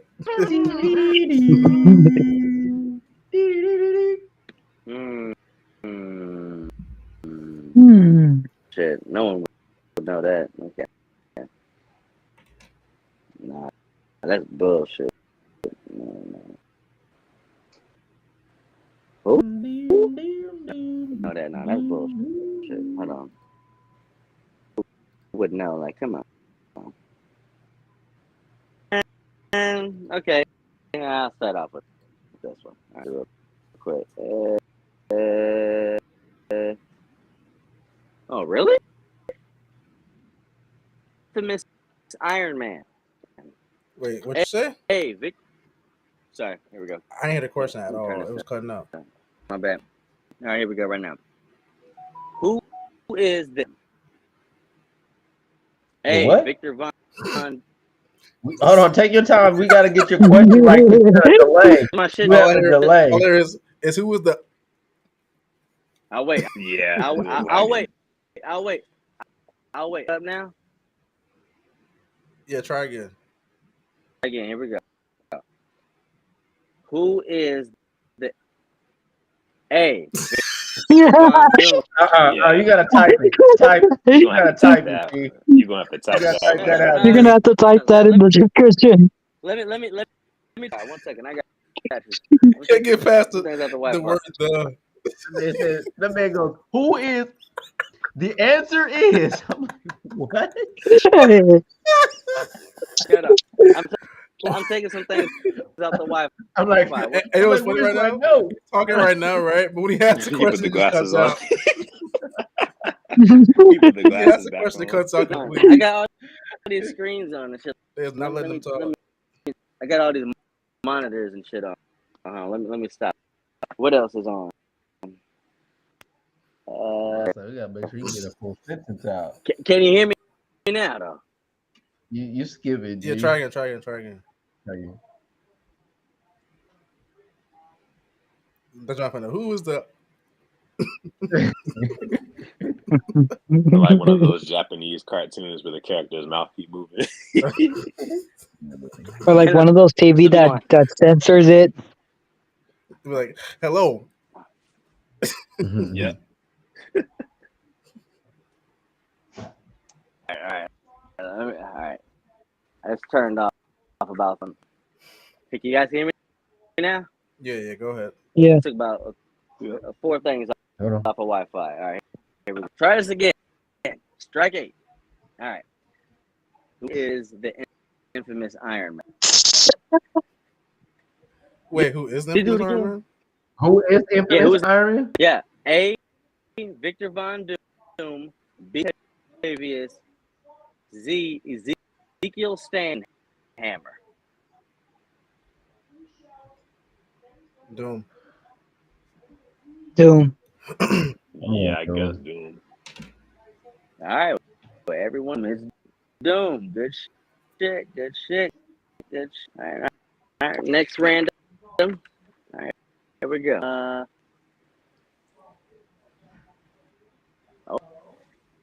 No, hell no.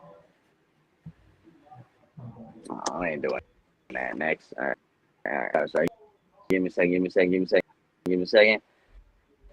See, they're what is Spider-Man's real name? It's a 19. It's about things. Man, actually, you know what? Depends to you. This might get a few of you. All right. Answer. Nice. Who is Odin's wife? A. Sigrun. C. Frigga. Hold on. We didn't get B. Hold on. B is okay. Let me see what happens if I take my camera away. If I take my camera away, it might improve. I was about to say, I killed like 4 other shit. I got the business class. Why ain't me? They say who's Odin's wife? All right. Yeah, who was Odin's wife? Green. Okay, yeah, all right. D. Frigga or D. Gaia? I think it's Frigga. Frigg, right? Yeah. It's Frigg. You got two C's. Alternatively, her name is also Freya, I think, too. Yeah. He won that one. But she was Freya in the God of War game. Did old boy leave? Yeah, in the God of War, it's Freya. Yeah, he got up out of here. Yeah, I wrote him. All right. We got what's that? We got 3 more questions. Frigga, okay. I'm trying to make the right one. Here we go.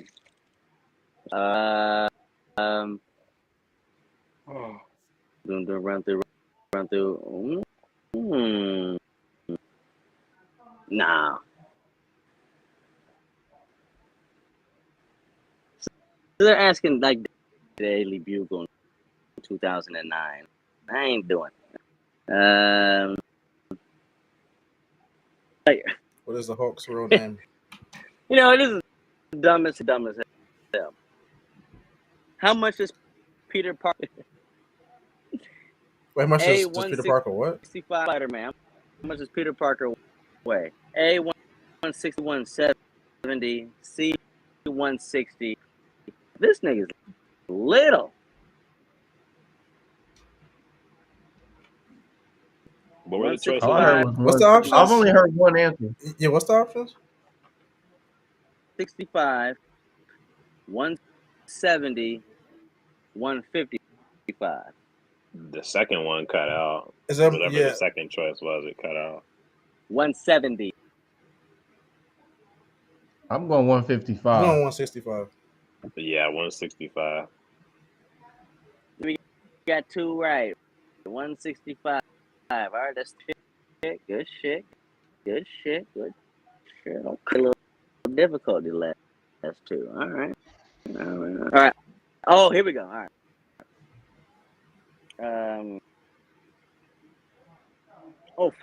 For real? Which former Spider-Man Avengers? A. Which what? Sandman. Which former Spider-Man enemies? A. I can't hear the question. I gotta get a better laptop. Which one? I don't think it's you. Which former Spider-Man enemy something? It's got to be. Which former enemy joined the Avengers? Oh, okay. Sandman. B. C. Boomerang. D.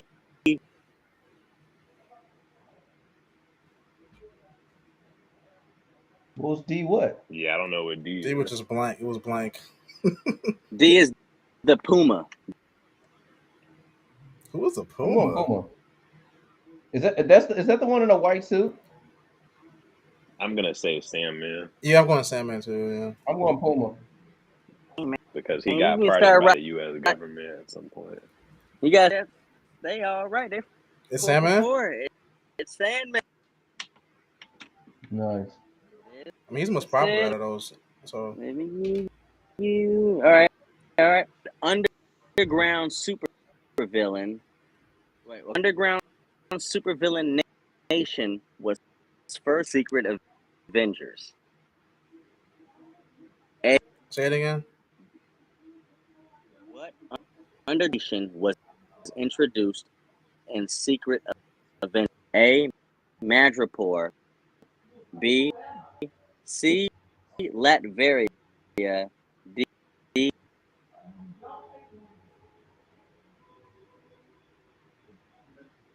I ain't gonna lie, you paused so many times. Did it really? I heard the first part, bro. It ain't my connection. It ain't my connection. I pay way too much for this. Ain't my connection. All right, here we go.